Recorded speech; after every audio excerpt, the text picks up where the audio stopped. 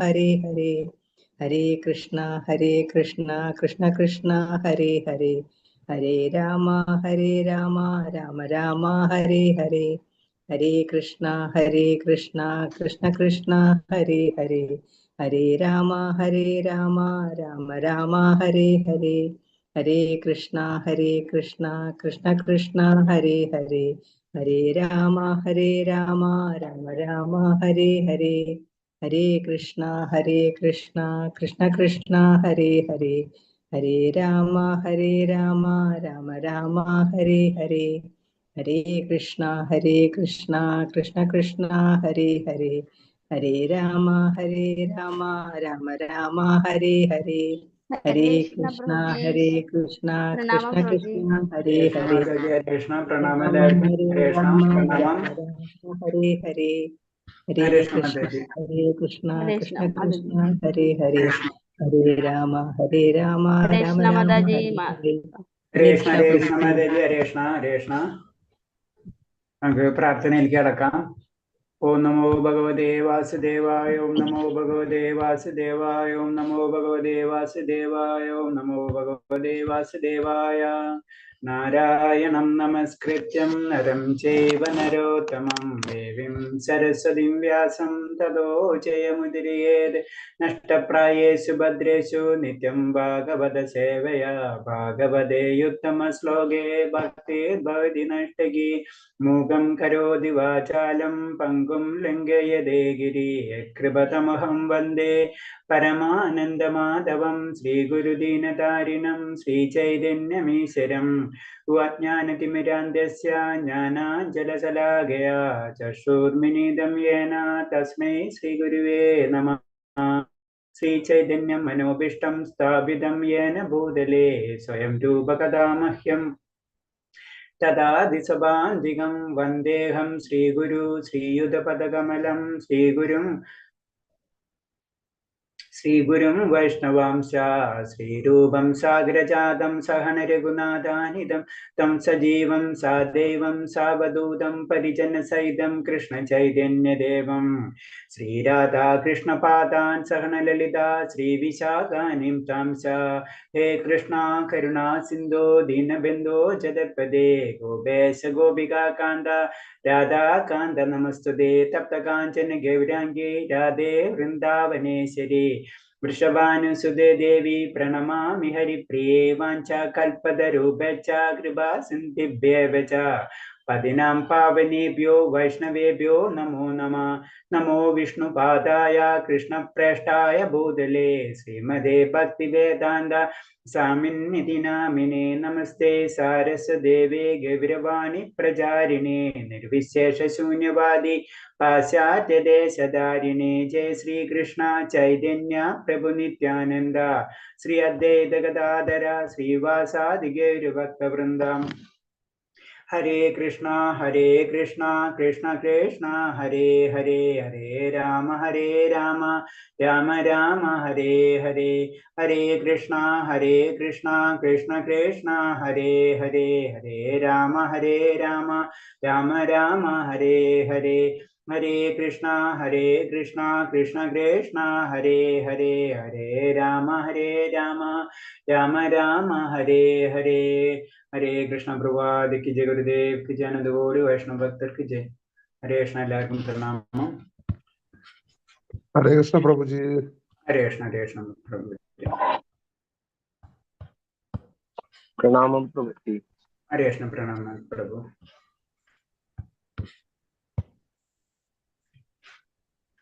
പ്രണാമം പ്രഭുജി. ഹരേ കൃഷ്ണ. എല്ലാവർക്കും പ്രണാമം. നമ്മളിന്ന് 4ാമത്തെ ശ്ലോകം തൊട്ടല്ലേ എടുക്കേണ്ടത്? 3 കഴിഞ്ഞ്.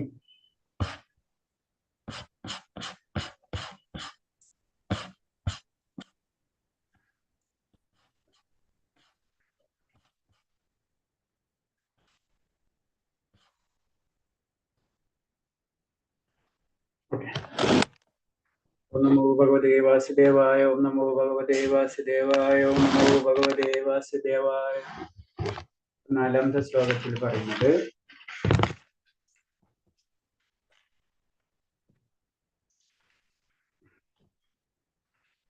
നമ്മൾ പഠിക്കുന്ന അധ്യായം കർമ്മയോഗം അല്ലെ, കർമ്മയോഗ കൃഷ്ണാവബോധം, കർമ്മയോഗം എങ്ങനെ കൃഷ്ണാവബോധത്തിൽ എങ്ങനെ നടപ്പിലാക്കാം എന്നുള്ള ഡീറ്റെയിൽ ആയിട്ടുള്ള കാര്യങ്ങളാണ് ശരിക്കും ഈ അധ്യായത്തിൽ പറയുന്നത്.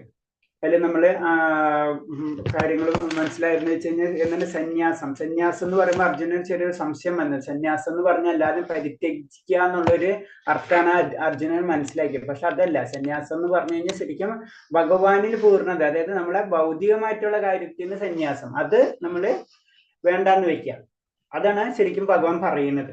പക്ഷെ ഭക്തിയുത സേവനങ്ങൾ ഒരിക്കലും നമ്മൾ വേണ്ടാന്ന് വെക്കാൻ പാടില്ല, ഇതാ പറയുന്നത്. ഓക്കെ, പിന്നെ 4ാമത്തെ ശ്ലോകത്തിൽ പറയുന്നത് സംഖ്യേ യോഗ പൃഥക് ബാല പ്രവർത്തന്തിന പണ്ഡിതാ ഏകമമാസ്ഥിത സമജ്ഞ വിദ്യതേ ഫലം. ഭക്തിയുത സേവനം, കർമ്മയോഗം, പ്രപഞ്ച വിശകലനം ചെയ്യുന്നുള്ള പഠനം, സാഖ്യയോഗം നിന്ന് വ്യത്യസ്തമാണെന്ന് പറയുന്നത് അജ്ഞാനികളാണ്. ഇവയിൽ ഏതെങ്കിലും ഒന്നിൽ നിപുണനായി കഴിഞ്ഞാൽ രണ്ടിന്റെയും ഫലം കിട്ടുമെന്ന് യഥാർത്ഥ പണ്ഡിതന്മാർ പറയുന്നു. അപ്പൊ ശരിക്കും ഒരു താരതമ്യ പഠനമാണ്. നമ്മൾ ആ വിശ്വാസം ശരിയല്ല, ഈ വിശ്വാസം ശരിയല്ല എന്ന് പറയണാണ്. ഒരെണ്ണം എന്ന് പറഞ്ഞത് സാഖ്യയോഗം എന്ന് പറഞ്ഞത് പ്രപഞ്ചത്തെ വിശകലനം ചെയ്യാണ് ചെയ്യുന്നത്. എന്താണ് ഈ പ്രപഞ്ചം, എന്താണ് ഈ ശരീരം, എന്താണ് ഈ മനസ്സ്, എന്താണ് ബാക്കിയുള്ള പഞ്ചഭൂതങ്ങൾ എന്താണ്, ഇങ്ങനൊക്കെ വിശകലനം ചെയ്തിട്ട് പഠിച്ചിട്ട് അവര്, അപ്പൊ ഒരു തരത്തിൽ അവര് ജ്ഞാനികൾ എന്ന് പറയാം. അങ്ങനെ പഠിച്ചു ഉയർന്ന ലെവലിലുള്ളവരെന്ന് പറഞ്ഞത് നമ്മൾ സാഖ്യയോഗം എന്ന് പറഞ്ഞത് അവര് ജ്ഞാനികളാണ്. പക്ഷെ അടുത്തതോ കർമ്മയോഗം അല്ലെങ്കിൽ ഭക്തിയുത സേവനം എന്ന് പറഞ്ഞതാണ് കർമ്മയോഗം എന്ന് പറഞ്ഞത്. എന്താണ് അതിലെന്താണ്, ഭക്തിക്കാണ് ഇമ്പോർട്ടൻസ്. നമ്മൊരു വ്യക്തിനെ കേന്ദ്രീകരിച്ചു കഴിഞ്ഞ് നമുക്ക് ആ അറിവ് പ്രാമാണികരിൽ നിന്ന് നമുക്ക് അറിവ് കിട്ടിക്കഴിഞ്ഞ്, ഒരു മാത്സ് ടീച്ചർ നമുക്ക് മാത്സ് ഇന്നതാണെന്ന് പറഞ്ഞു കഴിഞ്ഞ പോലെ നമ്മ പിന്നെ അതിൽ റിസർച്ച് ചെയ്യേണ്ട ആവശ്യമില്ല. അതാണ് ശരിക്കും ഭക്തിയുത സേവനം അല്ലെങ്കിൽ കർമ്മയോഗം എന്ന് പറയുന്നത്. ഇത് രണ്ടും ഒന്ന് തന്നെയാണ് ശരിക്കും പറഞ്ഞു കഴിഞ്ഞാൽ. കാരണം ഏതെങ്കിലും ഒന്നിൽ നിപുണനായി കഴിഞ്ഞാൽ രണ്ടിന്റെ ഫലം കിട്ടുമെന്ന് യഥാർത്ഥ പണ്ഡിതന്മാർ പറയുന്നു. അപ്പൊ ഇത് രണ്ടും സത്യം പറഞ്ഞു കഴിഞ്ഞാൽ പറയില്ലേ, നമ്മളെ ആസക്തി വിരക്തി, ഇത് രണ്ടും ബേസിക് ആയിട്ട് ഒന്നാണ്. വിരക്തിയിലൂടെയും നമുക്ക് ഭഗവാനിലെത്താം, ആസക്തിയിലൂടെയും നമുക്ക് ഭഗവാനിലെത്താം. അതേപോലെ തന്നെ സാഖ്യം, നമ്മൾ കാര്യങ്ങൾ പഠിച്ച് ഉയർന്ന് അഷ്ടാംഗ യോഗം അല്ലെങ്കിൽ പല യോഗങ്ങളുണ്ട് അല്ലെ, പല രീതിയിലുള്ളത്, അതൊക്കെ ചെയ്ത് നമുക്ക് പതുക്കെ അൾട്ടിമേറ്റ് എല്ലാത്തിന്റെ ലക്ഷ്യം എന്താണ്, ഈ ഭൗതിക ലോകത്തിൽ നിന്ന് മാറുക, അതാണ് ലക്ഷ്യം. അതിൽ നിന്ന് മാറിക്കഴിഞ്ഞാൽ എന്താണ്, ആത്മീയ ലോകത്തിലേക്ക് നമുക്ക് കടക്കാൻ കഴിയും. അപ്പൊ അതില് പറയുന്നത് സംഖ്യത്തിന്റെ ലക്ഷ്യം ഭൗതിക ലോകത്തിന്റെ ആത്മാവിനെ കണ്ടെത്തുകയാണ്. ഭൗതിക ലോകം എങ്ങനെയാണ് വർക്ക് ചെയ്യണമെന്ന് മനസ്സിലാക്കുന്നതാണ് ശരിക്കും സാഖ്യയോഗം എന്ന് പറയുന്നത്. ഭൗതിക ലോകത്തിന്റെ ആത്മാവ് വിഷ്ണു അഥവാ പരമാത്മാവാണ്. ശരിക്കും അവര് പതുക്കെ എത്തി വരുമ്പോഴേക്ക് അവർക്ക് മനസ്സിലാവും ഏതാണ് ഇതിന്റെ എല്ലാത്തിന്റെയും ഒരു കാരണൻ, അതാരാണ്, ഭഗവാനാണെന്ന് മനസ്സിലാവും എന്നാ പറയുന്നത്. ഭക്തിയുത ഭഗവത് സേവനം പരമാത്മ സേവനത്തെ അനിവാര്യമാക്കി തീർക്കുന്നു. ഭക്തിയുത സേവനം എന്ന് പറഞ്ഞു കഴിഞ്ഞാൽ എന്താണ്, ഭഗവാനെ സേവിക്കുക, അതാണ് അൾട്ടിമേറ്റ് ലക്ഷ്യം. അതാണ് ഭക്തിയുത സേവനം കൊണ്ട് ഉദ്ദേശിക്കുന്നത്. ഒന്ന് മരത്തിന്റെ വേര് അന്വേഷിക്കുന്നു, മറ്റേത് വേരിന് നനയ്ക്കുന്നു എന്നുള്ള വ്യത്യാസമേ ഉള്ളൂ. ഒരെണ്ണം അന്വേഷിച്ച് ലാസ്റ്റ് അവിടെ എത്തും. രണ്ടാമത്തെന്ന് പറഞ്ഞു കഴിഞ്ഞാൽ അന്വേഷിച്ച് അറിഞ്ഞ് വ്യക്തികൾ നമ്മളോട് പറഞ്ഞു തന്നാണ്, ഇതാണ് ഇവിടെ നിങ്ങൾ വെള്ളം ഒഴിച്ചാൽ മാത്രം മതി എന്ന് പറഞ്ഞതാണ് ഭക്തിയുത സേവനം എന്ന് പറയുന്നത്. അത് നമ്മൾ ചെയ്യുന്നത് മാത്രമേ ഉള്ളൂ, അതാണ് ഇത്. അപ്പൊ സത്യത്തിൽ അവർ വേറെ അന്വേഷിക്കും. അപ്പോഴതിൽ നമ്മൾ ആ ശ്ലോകം ഭഗവാൻ ബഹുനാം ജന്മനാമന്റെ ജ്ഞാനമാൻമാൻ പ്രഭക്തത്തെ വാസുദേവൻ സർവമിതി സമഹാത്മാ സുദുർലഭ. കുറെ ജന്മങ്ങൾക്ക് ശേഷമാണ് ജ്ഞാനികൾക്ക് കാര്യം മനസ്സിലാവുന്നത്. അവരവിടെ എത്തിയതിന് ശേഷം വീണ്ടും എന്ന് പരമാത്മാവിനെ സേവിക്കാൻ തുടങ്ങും. ഒരു ഭക്തനെ സംബന്ധിച്ചെന്നാണ്, ഭക്തൻ അറിയാം. കാരണം അപ്പൊ ആചാര്യ പരമ്പരയിൽ നിന്ന് അല്ലെങ്കിൽ ആചാര്യന്റെ ഗുരുവിൽ നിന്ന് കിട്ടിയിട്ടുള്ള ആ ശാസ്ത്രം അനുസരിച്ച് ആ വ്യക്തി എന്ത് ചെയ്യും, ആ ഭഗവാനെ സേവിക്കാൻ തുടങ്ങും. അതാണ് ഭക്തിയുത സേവനം. സത്യത്തിൽ രണ്ടും ഒന്ന് തന്നെയാണ്, അതാണ് പറഞ്ഞു വരുന്നത്.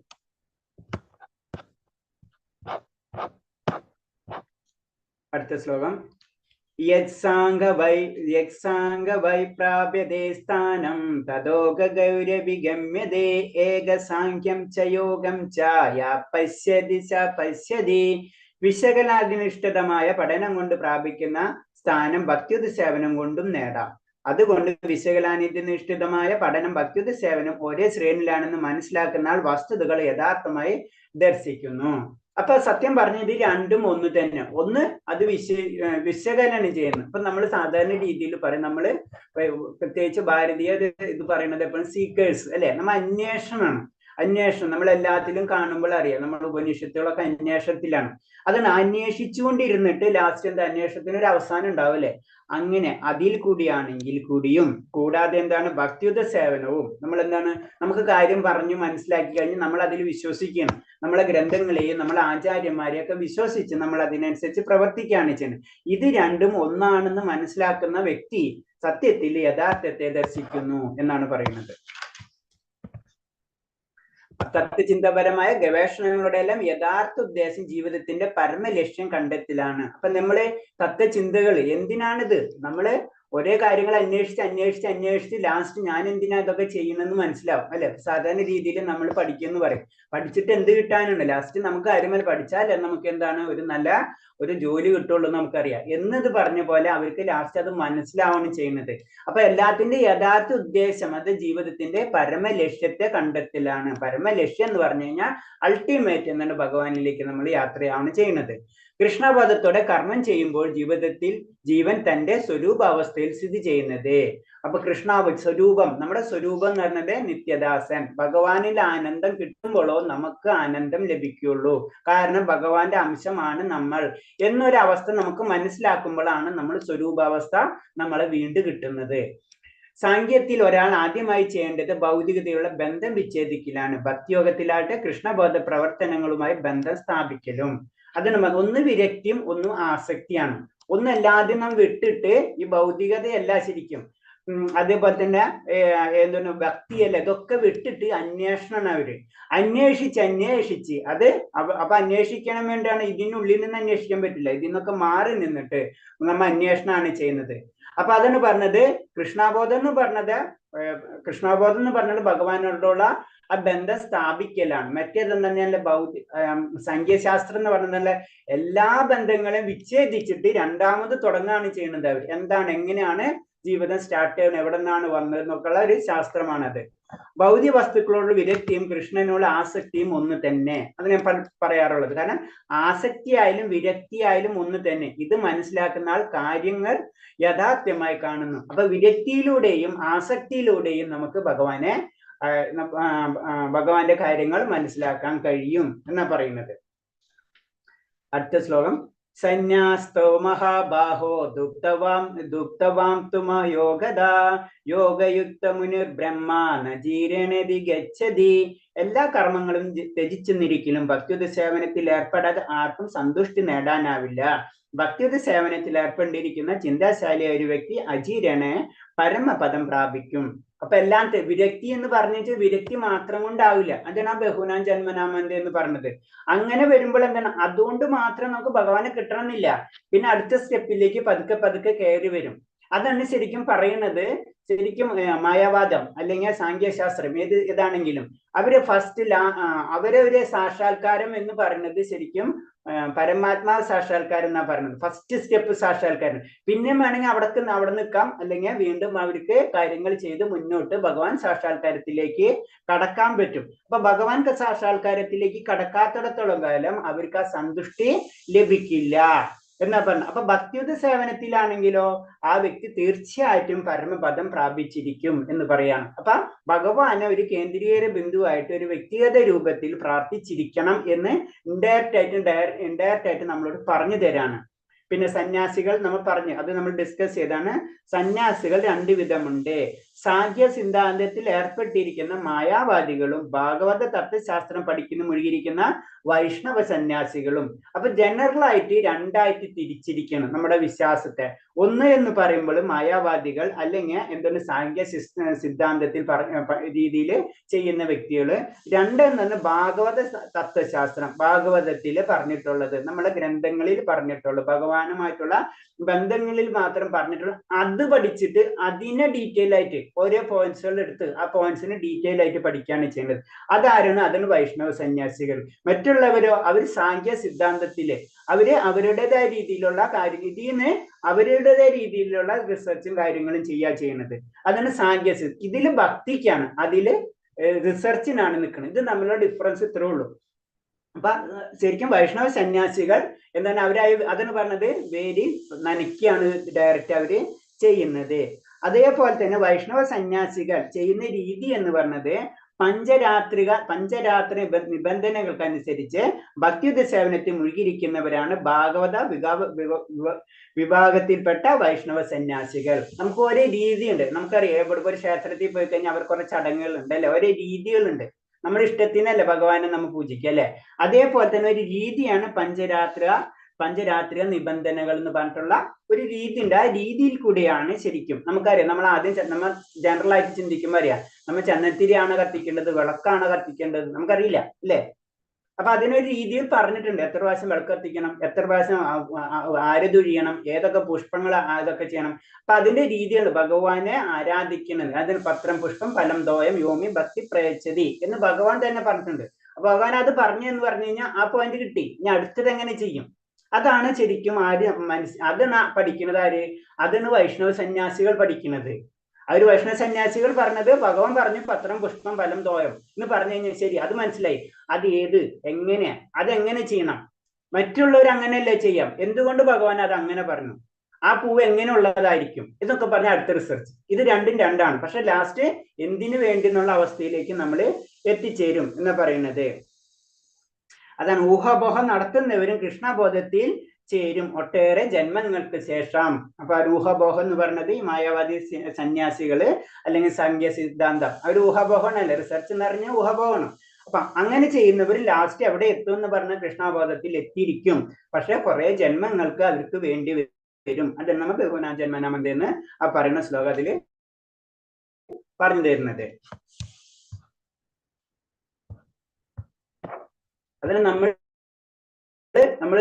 പറയുകയും ചെയ്ത് നമ്മൾ ഇങ്ങനത്തെ കാര്യങ്ങൾ കൂടുതൽ, കാരണം നമ്മൾ പറയും IAS IPS നമ്മൾ ഡിഫറൻസ് നോക്കുന്ന പോലെ കാര്യങ്ങളുണ്ട്. സാധാരണക്കാരെ സംബന്ധിച്ച് വളരെ ഇമ്പോർട്ടൻസ് ഉള്ള കാര്യങ്ങളല്ല. നമ്മളെ സംബന്ധിച്ച് എന്താണ് ഹരിഹർനാമ കേവല നാസ്തേവ ഗതിരന്യത, ആ ഒരു വേർഡാണ് നമ്മൾ എപ്പോഴും മൈൻഡിൽ വരുന്നത്. ഭഗവാന്റെ നാമം ജപിക്കുക.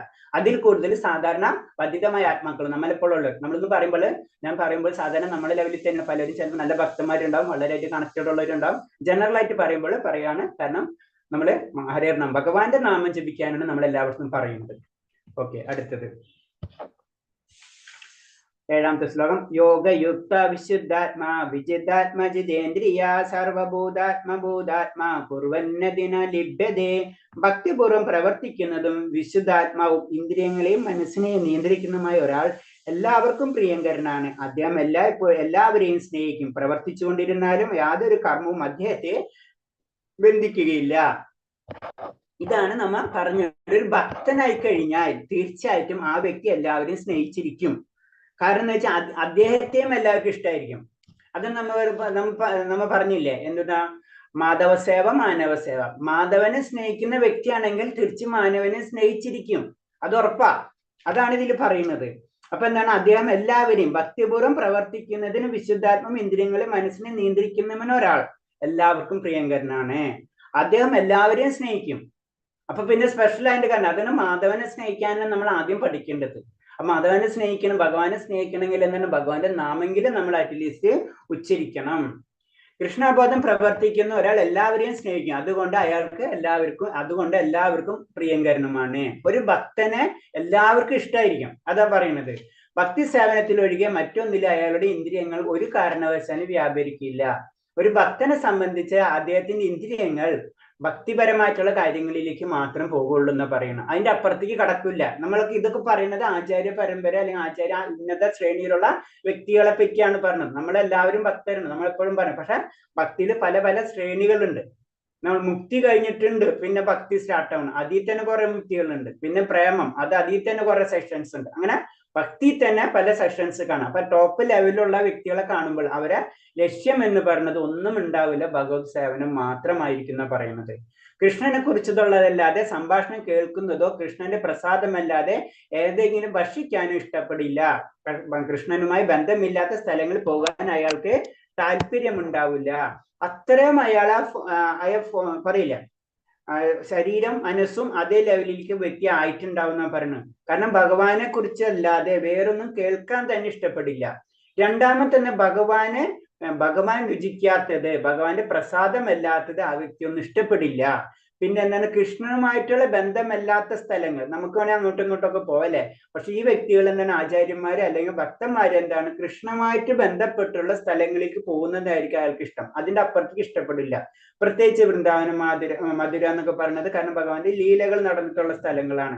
അവിടെയൊക്കെ പോകുന്നവർക്ക് അവർക്ക് ആനന്ദം ലഭിക്കും. കാരണം നമ്മ പോകുമ്പോൾ ജനറൽ ആയിട്ട് നമ്മ പോകുമ്പോൾ നമുക്ക് ചിലപ്പോൾ അങ്ങനെ തോന്നണമെന്നില്ല. തോന്നണം എന്ന് വെച്ച് കഴിഞ്ഞാൽ ഭക്തി ഉണ്ട്, ഓക്കെ. പക്ഷെ നമ്മൾ അവിടുത്തെ ചുറ്റുപാടും കാര്യങ്ങളും കാണുമ്പോൾ അതാണ് പറഞ്ഞ ഭൗതികത ആത്മീയത രണ്ടാണ്. നമ്മൾ പോകുമ്പോൾ അതിന്റെ ചുറ്റുപാടൊന്ന് നോക്കാം അല്ലെ, ഇവിടെ എന്താണ് ഇങ്ങനെ നടക്കുന്നത് ഇങ്ങനെ. പക്ഷെ അവര് അതല്ല ചിന്തിക്കുക. അവരെ ചിന്താഗതി എപ്പോഴും ഭഗവാന്റെ ചിന്ത അയ ലെവലിലായിരിക്കും. അതാണ് അതീന്ദ്രിയ. അവരെ കണക്ഷൻ വേറെ ആയിരിക്കും, നമ്മുടെ കണക്ഷൻ ഡിഫറൻസ് ആയിരിക്കും എന്ന് പറഞ്ഞത്.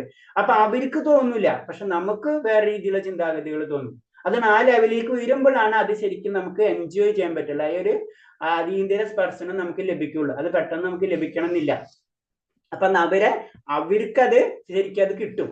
അർജുനൻ കുരുക്ഷേത്രത്തിൽ യുദ്ധം ചെയ്യുമ്പോഴും യഥാർത്ഥത്തിൽ യുദ്ധം ചെയ്യുകയായിരുന്നില്ല. അദ്ദേഹം തികഞ്ഞ കൃഷ്ണബോധത്തോടെ കൃഷ്ണന്റെ കൽപ്പനകൾ നിറവേറ്റുകയായിരുന്നു. ഇപ്രകാരം പ്രവർത്തിക്കുന്ന ഒരാളെ കർമ്മബലങ്ങൾ ബാധിക്കില്ല.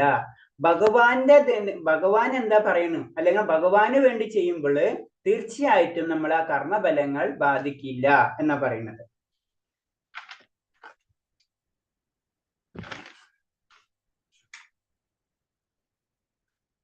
അടുത്ത ശ്ലോകം. നൈവ കിശ്ചിത് കരോമീതി യുക്തോ മന്യത് തദ്വിദ് പശ്യം ശൃണൻ സ്പർശൻ ജിഗർസനൻ ഗജൻ സ്വപൻ സ്വസൻ പ്രബലൻ വിസർജനം ഗൃഹൻ ഉന്മിഷൻ നിമിഷൻ നഭി ഇന്ദ്രിയാണിന്ദ്രിയർദേശു വർത്തത്തി ധാരയൻ. ദിവ്യബോധമുള്ള വ്യക്തി ദർശനം, ശ്രവണം, സ്പർശനം, ഘ്രാണം, ആസനം, അസനം, ഗമനം, നിദ്ര, ശ്വാസോച്ഛ്വാസം തുടങ്ങി എന്ത് തന്നെ ചെയ്യുമ്പോഴും വാസ്തവത്തിൽ ഒന്നും ചെയ്യുന്നില്ലെന്ന് അയാൾക്കറിയാം. കാരണം സംസാരിക്കുമ്പോഴും വിസർജിക്കുമ്പോഴും സ്വീകരിക്കുമ്പോഴും കണ്ണു തുറക്കുമ്പോഴും അടക്കുമ്പോഴും എല്ലാം ഭൗതികേന്ദ്രിയങ്ങൾ അവയുടെ വിഷയങ്ങൾ വ്യാപരിക്കുകയാണ് ചെയ്തതെന്നും അയാൾ അവയിൽ നിന്നും വ്യത്യസ്തനാണെന്നും സ്വയം മനസ്സിലാക്കുന്നു. ഇത് അടുത്തത്, അതായത് നമ്മളെ മനസ്സും ശരീരവും ആത്മാവും രണ്ടാണെന്ന് ഒരു വ്യക്തിക്ക് മനസ്സിലാവുന്ന ഒരവസ്ഥ. അതാണ് ഭക്തൻ. അങ്ങനെ വരുമ്പോൾ അതാണ് ദിവ്യബോധമുള്ള വ്യക്തി. അത് ദിവ്യബോധത്തിലേക്ക് വന്നു കഴിഞ്ഞാൽ ശരീരമാണ് എന്തൊക്കെ ചെയ്യുന്നത്, സ്പർശിക്കുന്നതും അതേപോലെ ദർശനം ചെയ്യുന്നതും ഉറങ്ങുന്നതും ശ്വാസോച്ഛ്വാസമൊക്കെ ചെയ്യുന്നത് ശരീരത്തിന്റെ ഡ്യൂട്ടിയാണ്. എനിക്ക് അതിനൊരു ബന്ധമില്ല, ഞാനല്ല ശരീരം എന്നുള്ളൊരവസ്ഥ വരികയാണ് ചെയ്യുന്നത്. അതാണ് പറഞ്ഞത്, അയാൾ അവയിൽ നിന്നെല്ലാം വ്യത്യസ്തനാണെന്ന് സ്വയം മനസ്സിലാക്കുന്നു. അപ്പൊ സ്വയം അതിനെ നമ്മൾ പെട്ടെന്ന് സിമ്പിൾ ആയിട്ട് പറഞ്ഞു കഴിഞ്ഞപ്പോ ഒരു TV വർക്ക് ചെയ്യുന്നുണ്ട് അല്ലെ.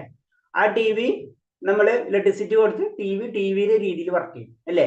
നമ്മൾ മൊബൈലാണ് ഇലക്ട്രിസിറ്റി കൊടുത്തു കഴിഞ്ഞാൽ മൊബൈൽ വർക്ക് ചെയ്യുന്ന രീതിയിൽ വർക്ക് ചെയ്യും. മിക്സിയിലേക്കാണ് കണക്ട് ചെയ്ത് കഴിഞ്ഞാൽ മിക്സിയുടെ പോലെ വർക്ക് ചെയ്യും. അതിന് ഇലക്ട്രിസിറ്റിക്ക് യാതൊരു റോളില്ല എന്നത് പറഞ്ഞ പോലെ ആ വ്യക്തിക്ക് ആത്മാവ് എന്താണെന്ന് ഞാൻ എന്താണെന്ന് മനസ്സിലാവുന്ന ഒരവസ്ഥ.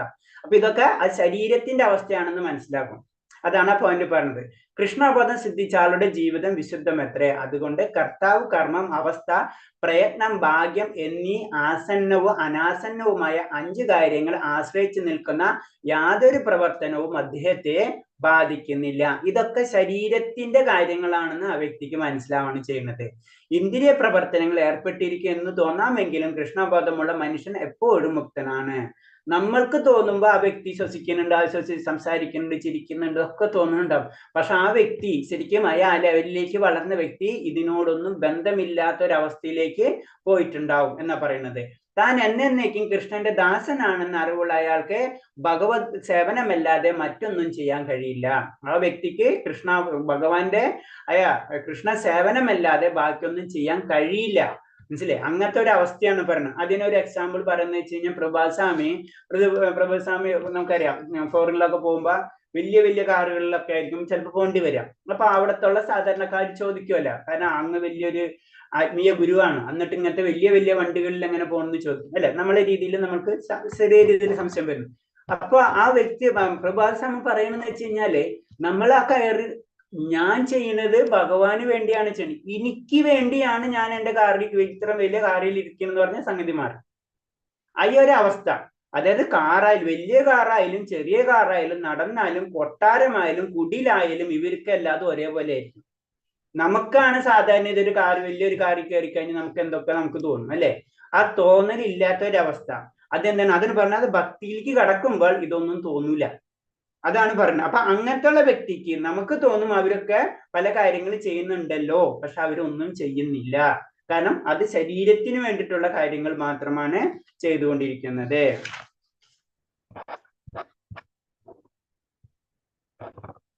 അപ്പൊ ശരി, കൃഷ്ണാബോധത്തിന്റെ പ്രവർത്തനം ഒരു ഷോർട്ടായിട്ട് പറഞ്ഞത്, എല്ലാ ജീവികളും ഭാവിയിലേക്കുള്ള പദ്ധതികൾ നിരന്തരം ആസൂത്രണം ചെയ്യുന്നു. നമ്മളെല്ലാവരും, എല്ലാ ജീവജാലങ്ങളും ശ്രദ്ധിച്ചാൽ അറിയാം, എല്ലാ ജീവജാലങ്ങൾക്കും ബുദ്ധിയുണ്ട്, എല്ലാ ജീവജാലങ്ങൾക്കും ശരീരമുണ്ട്, അവർക്ക് ബുദ്ധിയുണ്ട്, അവർക്ക് കാര്യങ്ങൾ അറിയാം, ദുഃഖമുണ്ട്, ഇതൊക്കെ അവർക്കുണ്ട് അല്ലെ. അവരും പ്ലാനിങ് ചെയ്യുന്നുണ്ട്. നമ്മളേലും കുറച്ച് വ്യത്യാസം ഉണ്ടെന്ന് മാത്രമേ ഉള്ളൂ. ചിന്തകൾ പ്രവർത്തികൾ പ്രകടമാകുന്നു. ആവർത്തിച്ചുള്ള പ്രവർത്തനങ്ങൾ ശീലങ്ങൾ രൂപപ്പെടുത്തുന്നു. ശീലങ്ങൾ നമ്മുടെ സ്വഭാവത്തെ രൂപപ്പെടുത്തുന്നു. സ്വഭാവം നമ്മുടെ വിധി നിർണ്ണയിക്കുന്നു. ശരിയായ ദിശയിൽ എങ്ങനെ ചുവടുകൾ എടുക്കാമെന്ന് 5-ാം അധ്യായത്തിൽ വിവരിച്ചിരിക്കുന്നു. അപ്പൊ എങ്ങനെയാണ് നമ്മൾ നല്ല രീതിയിലുള്ള പ്രവർത്തനങ്ങൾ ചെയ്യേണ്ടത്, ഇതാണ് കൂടുതലും 5-ാം അധ്യായത്തിൽ പറഞ്ഞിട്ടുള്ളത്. ലൈംഗിക സങ്കീർണതകളിൽ കൂടുതൽ കുരുക്കിലേക്ക് നയിക്കുന്ന ഘട്ടങ്ങളുണ്ട്. വിമോചനത്തിന്റെയും സ്വാതന്ത്ര്യത്തിന്റെയും ശാന്തിയുടെയും സമാധാനത്തിന്റെയും ജീവിതത്തിലേക്ക് നയിക്കുന്ന പടവുകളുമുണ്ട്. അപ്പൊ സങ്കീർണതകളുണ്ട്, അതേപോലെ തന്നെ സമാധാനത്തിന്റെയും വിമോചനത്തിന്റെയും ശാന്തിയിലേക്കും കടക്കുന്ന വഴികളുണ്ട്. നമുക്ക് ഏത് വഴി വേണമെങ്കിലും നമുക്ക് തിരഞ്ഞെടുക്കാം, അതിനുള്ള ചോയ്സ് നമുക്കുണ്ട്. അപ്പൊ നമ്മൾ എന്താണ്, നമ്മളെ ചിന്ത, നമ്മുടെ ചുറ്റുപാട് നമ്മളെ ബാധിക്കുന്നുണ്ട്. അപ്പൊ ആ ചുറ്റുപാടുകൾ നമ്മൾ ശ്രദ്ധിക്കണം. നമ്മളെ ചിന്തകൾ നമ്മളെ ബാധിക്കുന്നുണ്ട്, നമ്മളെ പ്രവർത്തനങ്ങൾ നമ്മളെ ബാധിക്കുന്നുണ്ട്. അതിനനുസരിച്ചാണ് നമുക്ക് ചില ശീലങ്ങൾ വരുന്നത്. അത് നമ്മുടെ സ്വഭാവത്തെ നമ്മളെ ബാധിക്കും. ആ സ്വഭാവത്തെ നമ്മളെ വിധിയായിട്ട് പറഞ്ഞു. സ്വഭാവം നമ്മളെ വിധിയിലേക്ക് നമ്മൾ നടക്കും. ഇതൊക്കെ ഇന്റർലിങ്ക്ഡ് ആണ്. അതാണ് നമ്മൾ പറയുന്നത് 3 കാര്യങ്ങൾ പറഞ്ഞ ഗുരു, സാധു, ശാസ്ത്ര. ഇത് 3 കാര്യങ്ങളാണ് ശരിക്കും ഭക്തിയിലേക്ക് അല്ലെങ്കിൽ ആത്മീയത്തിലേക്ക് നമ്മളേക്ക് കടക്കുന്നത്. ഗുരു വേണം, ഒരു ഡയറക്ടർ അല്ലെ, എങ്ങനെയാണ് നമ്മൾ നടക്കേണ്ടെന്നുള്ള കാര്യങ്ങൾ നമുക്ക് മനസ്സിലാക്കി തരണം. അതുപോലെ തന്നെ സാധു സംഘം, നല്ലൊരു സംഘം, ഒരു ഭക്തന്മാരുടെ സംഘം ഉണ്ടായി. നമ്മൾ ഏത് ഗ്രൂപ്പിൽ പെട്ടോ ആ ഗ്രൂപ്പായി മാറും നമ്മളല്ലേ. അപ്പൊ അതിന് പറഞ്ഞത് പ്രത്യേകിച്ച് നമ്മള് കനിഷ്ക ലെവൽ, ഇനീഷ്യൽ ലെവലുള്ള ഭക്തന്മാര് നമ്മളെല്ലാവരും എന്താ ചെയ്യേണ്ടതെന്ന് വെച്ച് കഴിഞ്ഞാൽ തീർച്ചയായിട്ടും ഭഗവാനോട് ബന്ധപ്പെട്ടിട്ടുള്ള ഭക്തരുടെ ഗ്രൂപ്പുകളായിട്ട് കണക്ട് ചെയ്തുകൊണ്ടിരിക്കണം. കാരണം എന്താ വെച്ച് കഴിഞ്ഞാൽ ഇത് തന്നെ നമ്മൾ വേറൊരു രീതിയിൽ ഈ ചിന്താഗതി തന്നെ, ഈ ഭഗവത തന്നെ ഇത് നാസ്തികരല്ലേ, വിശ്വാസം ഇല്ലാത്തവരെ കയ്യിലാണ് കിട്ടുന്നത് വെച്ച് കഴിഞ്ഞാൽ അവർ ഇതിന്റെ വ്യാഖ്യാനങ്ങൾ വേറെ ആയിരിക്കും പറയാ. നമ്മൾ അവിടെ ചെന്നിട്ട് ഇതാണോ ഭഗവത പറയണമെന്ന് വിചാരിച്ചു കഴിഞ്ഞാൽ നമ്മള് ആ ലെവലിലേക്ക് തിരിയും. അതാണ് അതിന്റെ ഡേഞ്ചർ. അപ്പൊ പ്രത്യേകിച്ച് പറയണമെന്ന് വെച്ചാൽ നമ്മൾ കനിഷ്ക ലെവലില് നമ്മൾ ചെയ്യേണ്ടത് അറ്റ്ലീസ്റ്റ് ഭഗവാന്റെ സത്സംഗങ്ങൾ, അതായത് ഭക്തന്മാരുടെ ഗ്രൂപ്പ്. പ്രഭാസ്വാമിയുടെ സ്വപ്നം അത് തന്നെയാണ്.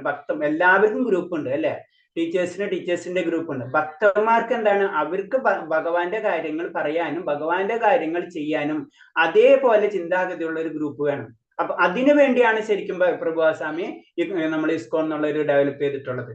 അപ്പൊ എന്താണ് അപ്പൊ ആ സാധു സംഘം വളരെ ഇമ്പോർട്ടന്റ് ആണ്. അതാണ് ഇത് പറഞ്ഞത്. ആ ശീലങ്ങള് നമ്മൾ മാറ്റിയെടുക്കണമെങ്കിൽ നമുക്ക് അങ്ങനത്തെ ഉള്ള ഒരു ഗ്രൂപ്പ് നമുക്ക് വേണ്ടി വരും. ആ ഗ്രൂപ്പാണ് സത്സംഗം എന്ന് പറയുന്നത്. സാധുസംഘം എന്ന് പറഞ്ഞത് തന്നെ ഭക്തന്മാരുടെ ഗ്രൂപ്പ്. പിന്നെ അടുത്താണ് ശാസ്ത്രങ്ങൾ. എങ്ങനെയാണ് നമ്മളെ ജീവിതക്രമം ക്രമീകരിക്കേണ്ടത്, അത് ആ ശാസ്ത്രങ്ങളിൽ കൂടിയാണ് നമുക്ക് കിട്ടുക. അപ്പൊ ശാസ്ത്രം, ഈ 3 കാര്യങ്ങളും കണക്ട് ചെയ്താലോ നമുക്ക് ആത്മീയതയിലേക്ക് വരാൻ കഴിയുള്ളൂ. ഇതാ പറയുന്നത്. ചിന്തകൾ, പ്രവർത്തനങ്ങൾ, ശീലം, സ്വഭാവം, ഇതൊക്കെ കണക്റ്റഡ് ആണ്. അടുത്ത ശ്ലോകം. ബ്രഹ്മണ്യാദായ കർമാണി സംഗം തിക്തകരോതി ലിപ്യതേന സപാപേന പത്മപത്ര വിഭാവസു. ആസക്തി കൂടാതെ ബലത്തെ പരംപുരുഷന് സമർപ്പിച്ചുകൊണ്ട് തന്റെ കർത്തവ്യങ്ങൾ അനുഷ്ഠിക്കുന്ന ഒരാളെ താമരയിലെ വെള്ളം എന്ന പോലെ ദുഷ്ഫലങ്ങൾ ബാധിക്കില്ല. കാരണം നമ്മള് ചെയ്യേണ്ട രീതിയാണ് പറഞ്ഞത്. ഒരു കാര്യം, എല്ലാ കാര്യങ്ങളും ഭഗവാനെ സമർപ്പിച്ചുകൊണ്ട് കാര്യങ്ങൾ ചെയ്യണം എന്നാ പറയുന്നത്. ഭൗതിക പ്രകൃതിയിലെ ത്രിഗുണങ്ങളെ സമഗ്ര ആവിഷ്കാരണത്തെ ഈ ഇതിനെ പ്രധാന എന്ന് പറയുന്നു. കാരണം ത്രിഗുണങ്ങളാണ് ഈ ഭൗതിക ലോകത്തിലുള്ളത്. അതിന് ദേവി ഹേഷി ഗുണമയ മമമായ ദുരദയ എന്ന് ഭഗവാൻ പറഞ്ഞിട്ടുണ്ട്. കാരണം ഈ ഭൗതിക പ്രകൃതി എന്ന് പറഞ്ഞത് 3 ഗുണങ്ങളാണുള്ളത്. ഈ 3 ഗുണങ്ങൾ കൊണ്ടാണ് ഭൗതിക പ്രകൃതിയെ സൃഷ്ടിച്ചിട്ടുള്ളത്. അപ്പൊ ആ ഭൗതിക പ്രകൃതി, അപ്പൊ അതിന്റെ ഒരു പേരാണ് ജനറൽ ആയിട്ട് മനസ്സിലായത്, അതിന് പ്രധാന എന്ന് പറയുന്നത്. അപ്പൊ ഇതിൽ നിന്ന് രക്ഷ നേടാ എന്ന് പറഞ്ഞത് സാധാരണ ബുദ്ധിമുട്ടാണെന്ന് ഭഗവാൻ തന്നെ പറഞ്ഞു തരുന്ന ശ്ലോകമാണ്. അപ്പൊ അതിൽ നിന്ന് രക്ഷ നേടണമെങ്കിൽ എന്താണ്, ഭഗവാന്റെ നാമജപമല്ലാതെ നമുക്ക്, അല്ലെങ്കിൽ ഭഗവാന്റെ എന്താണ് ഭഗവാന്റെ സമർപ്പണമില്ലാതെ നമുക്ക് ഇതിന് കടക്കാൻ പറ്റില്ല. ഭക്തി വേറെ, ഭക്തർ വേറെ, ബാക്കിയുള്ളവർ വേറെ, രണ്ട് ഡിവൈഡേഷനാണ് ശരിക്കും ചെയ്യുന്നത്. ഭക്തർന്ന് പറയുമ്പോൾ എന്താണ്, അത് ഭഗവാനായിട്ട് ഡയറക്റ്റ് കണക്ഷനും, ബാക്കിയുള്ളവര് ശരിക്കും പ്രകൃതിയുടെ നിയന്ത്രണത്തിലാണ്, അല്ലെങ്കിൽ മായാദേവിയുടെ അല്ലെങ്കിൽ ദുർഗാദേവിയുടെ നിയന്ത്രണത്തിലാണ് ബാക്കിയുള്ളവർ. ഭക്തരെന്താണ്, ഭഗവാന്റെ നിയന്ത്രണത്തിലാണ്. ഭക്തന്റെ മനസ്സിലാണ് ഭഗവാൻ ഉള്ളത്, അല്ലെങ്കിൽ ഭഗവാന്റെ മനസ്സിലാണ് ഭക്തർ ഉള്ളത്. അതാണ് മനസ്സിലാക്കേണ്ടത്. കൃഷ്ണനെ എല്ലാറ്റിന്റെയും ഉടമയെന്നും അതുകൊണ്ട് എല്ലാം ഭഗവത് സേവനത്തിനുള്ളതാണെന്നും അറിഞ്ഞവർക്ക് താൻ ചെയ്ത പുണ്യപാപങ്ങളുടെ ഫലങ്ങൾക്ക് ബന്ധമുണ്ടാവില്ല. കാരണം എന്താ വെച്ചാൽ എല്ലാത്തിന്റെ ഉറവിടം ഭഗവാനാണെന്ന് നമ്മൾ മനസ്സിലാക്കണം. അതിന് ഈശാവാസ്യ ഉപനിഷത്തില് ഒന്നാമത്തെ ശ്ലോകം തന്നെ പറഞ്ഞത് ഈശാവാസ്യം ഇതം സർവം യത്കിഞ്ച ജാഗതം ജഗത് തേന ദിക്തേന ഭുഞ്ചിത മാ കൃത കസ്യ സിദ്ധനം എന്ന് പറഞ്ഞൊരു ശ്ലോകം ഉണ്ട്. അത് പറയണത് എന്താന്ന് വെച്ച് കഴിഞ്ഞാൽ പ്രപഞ്ചത്തിലെ സർവചരാചാരങ്ങളും ഈശ്വരന്റെ ഉടമസ്ഥയിലുള്ളതും ഈശ്വരനാൽ നിയന്ത്രിക്കപ്പെട്ടതുമാണ്. അതുകൊണ്ട് ഒരുവൻ തനിക്കായി നീക്കി വെക്കപ്പെട്ടവ അർഹതമായ വസ്തുക്കൾ മാത്രം സ്വീകരിക്കുക, മറ്റുള്ളവരുടെ ധനം ആശിക്കരുത് എന്ന് ഈശാവാസ്യ ഉപനിഷത്ത്, അതായത് ഈശാവാസ്യ ഉപനിഷത്ത് എന്ന് പറയുന്നത് തന്നെ വേദങ്ങള് യജുർവേദത്തിൽ വരാണ്, ശുക്ല യജുർവേദത്തിൽ വരാണ്. ശരിക്കും വേദങ്ങളുടെ ബാക്കിയുള്ള നമുക്കറിയാം 108 ഉപനിഷത്തില് ഏറ്റവും ഇമ്പോർട്ടന്റ് ആയിട്ടൊരു ഉപനിഷത്താണ് ഈശാവാസ്യ ഉപനിഷത്ത്. ഭഗവാൻ ഈശ്വരനെ പറ്റി പറയുന്ന ഉപനിഷത്താണ് അത്. ശരിക്കും ബാക്കിയല്ലാതെ വേദത്തിന്റെ പാർട്ടാണെങ്കിൽ അത് വേറെ രീതിയിലാണ്. പക്ഷെ ഇതിന്റെ വേദങ്ങളിൽ തന്നെ വരുന്നതാണ് ഈശവൻ.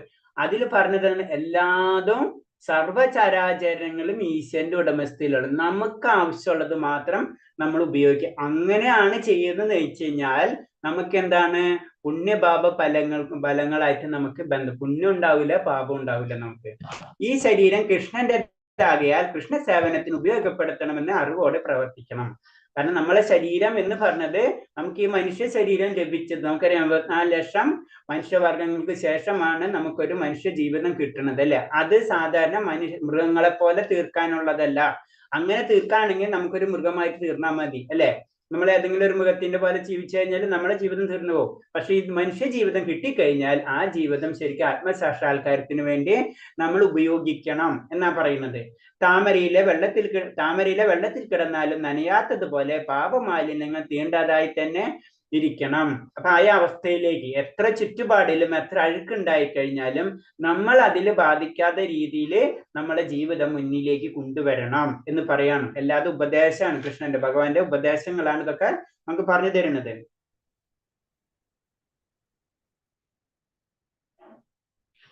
ഓക്കെ, 11ാമത്തെ ശ്ലോകം. കായേനേ മനസാ ബുദ്ധ്യാ കേവലൈരേന്ദ്രിയൈരവി യോഗിന കർമ്മ കുർവന്തി സംഗം തിക്തമാശുദ്ധയേ. യോഗികൾ അനാസക്തരായ ശരീരം, മനസ്സ്, ബുദ്ധി എന്നിവ കൊണ്ടും ഇന്ദ്രിയം കൊണ്ട് പോലും ആത്മശുദ്ധിക്ക് വേണ്ടി മാത്രം പ്രവർത്തനത്തിൽ ഏർപ്പെടുന്നു. ശരിക്കും എന്താണ് യോഗികൾ? നമ്മൾ ഇപ്പൊ പറഞ്ഞില്ലേ, കാരണം എന്ന് വെച്ച് കഴിഞ്ഞാൽ നമുക്ക് മനുഷ്യ ശരീരം ലഭിക്കുക എന്ന് പറഞ്ഞത് അവസാനം എന്ന് പറയാം. ഇവിടെ നിന്നാണ് നമുക്ക് മുക്തിയിലേക്ക്. അല്ലാണ്ട് ഒരു നായ്ക്കോ പൂച്ചയ്ക്കോ ഒരിക്കലും എന്ത് കിട്ടില്ല, ഇത് കിട്ടില്ല, ഡയറക്റ്റ് ഭക്തിയുത സേവനം ചെയ്യാനുള്ള അവസരം കിട്ടില്ല. കാരണം നമ്മൾ അവരും തമ്മിലുള്ള ആർഭാട വ്യത്യാസം എന്ന് പറഞ്ഞത് ഇത് മാത്രമേ ഉള്ളൂ, വിവേകം. നമുക്ക് ഭഗവാൻ സങ്കല്പം നമുക്കുണ്ട്, അവർക്കതില്ല. അപ്പൊ ഇവിടെ ഈ ലാസ്റ്റ് ചാൻസ് നമുക്ക് കിട്ടിക്കഴിഞ്ഞാൽ, അതാണ് യോഗികൾ അനാസക്തരായ ശരീരം, മനസ്സ്, ബുദ്ധി എന്നിവ കൊണ്ടും ഇന്ദ്രിയം കൊണ്ട് പോലും ആത്മശുദ്ധിക്ക് വേണ്ടി മാത്രം പ്രവർത്തനം. അപ്പൊ നമുക്ക് ഈ ശരീരം കിട്ടിയിട്ടുള്ളത്, ഈ മനസ്സ് കിട്ടിയിട്ടുള്ളത്, ഈ ശരീരം, ബുദ്ധി, ഇതൊക്കെ എന്തിനാ കിട്ടിയിട്ടുള്ളതെന്ന് യോഗികൾക്ക് അറിയാം. യോഗികൾ എന്താണ്, ആ ശരീരം ഉപയോഗിച്ചിട്ട് കിട്ടിയത് മാത്രമേ. ഇപ്പൊ നമുക്കൊരു നല്ലൊരു കാറ് ഉണ്ടെന്ന് വെച്ച് കഴിഞ്ഞാൽ, കാറ് ഉണ്ടിട്ടായിട്ട് കാര്യമില്ല, എന്ന് നമ്മള് തുടച്ച് വൃത്തിയാക്കി മെയിൻ്റെനൻസ് ചെയ്ത് വീട്ടിലിട്ടിട്ട് കാര്യമില്ല, അല്ലെ? അത് ഉപയോഗിക്കണം എന്ന് പറഞ്ഞ പോലെ അത് ഉപയോഗിക്കണം. എന്തിനാണ്? നമ്മൾ ആത്മസാക്ഷാത്കാരത്തിന് മറ്റുള്ള കാര്യങ്ങൾക്ക് വേണ്ടി ഈ ശരീരം നമ്മൾ ഉപയോഗിക്കണം. അപ്പൊ അതിന് പറഞ്ഞ ശരീരം നമുക്ക് വേസ്റ്റ് ആക്കി കളയാനുള്ളതല്ല, ഈ ശരീരം വളരെയധികം ശ്രദ്ധിച്ച് തന്നെ നമ്മൾ ഉപയോഗിക്കണം. ശരിക്കും അഷ്ടാംഗ യോഗത്തിന്റെ ലക്ഷ്യം അത് തന്നെയാണ്. ഈ ശരീരത്തെ നമ്മൾ ഇഷ്ടത്തിന് സെറ്റ് ചെയ്തെടുക്കണമാണ് അഷ്ടാംഗ യോഗം എന്ന് പറയുന്നത്. ശരീരം കൊണ്ടോ മനസ്സ്, ബുദ്ധി കൊണ്ടോ വാക്കുകൾ കൊണ്ടോ കൃഷ്ണാഭാവത്തോടെ കൃഷ്ണ സേവനത്തിൽ പ്രവർത്തിക്കുന്നവർ ഭൗതിക ലോകത്തിലെ പ്രാപഞ്ച കൃത്യങ്ങളിൽ ഏർപ്പെട്ടിരുന്നാലും മുക്തന്മാർ തന്നെ. അപ്പൊ എന്താണ്, അത് അവര് പ്രവർത്തിച്ചുകൊണ്ടിരിക്കും. പക്ഷെ നമുക്ക് തോന്നും ഭൗതികമായിട്ടുള്ള കണക്ഷൻ ഉണ്ടെന്ന്, ഭൗതികമായിട്ടുള്ള കാര്യങ്ങളാണ് വെച്ച്. അപ്പൊ ഭൗതികമായിട്ട് കാര്യങ്ങൾ ചെയ്താലും അവരെ ലക്ഷ്യം എന്താണ്?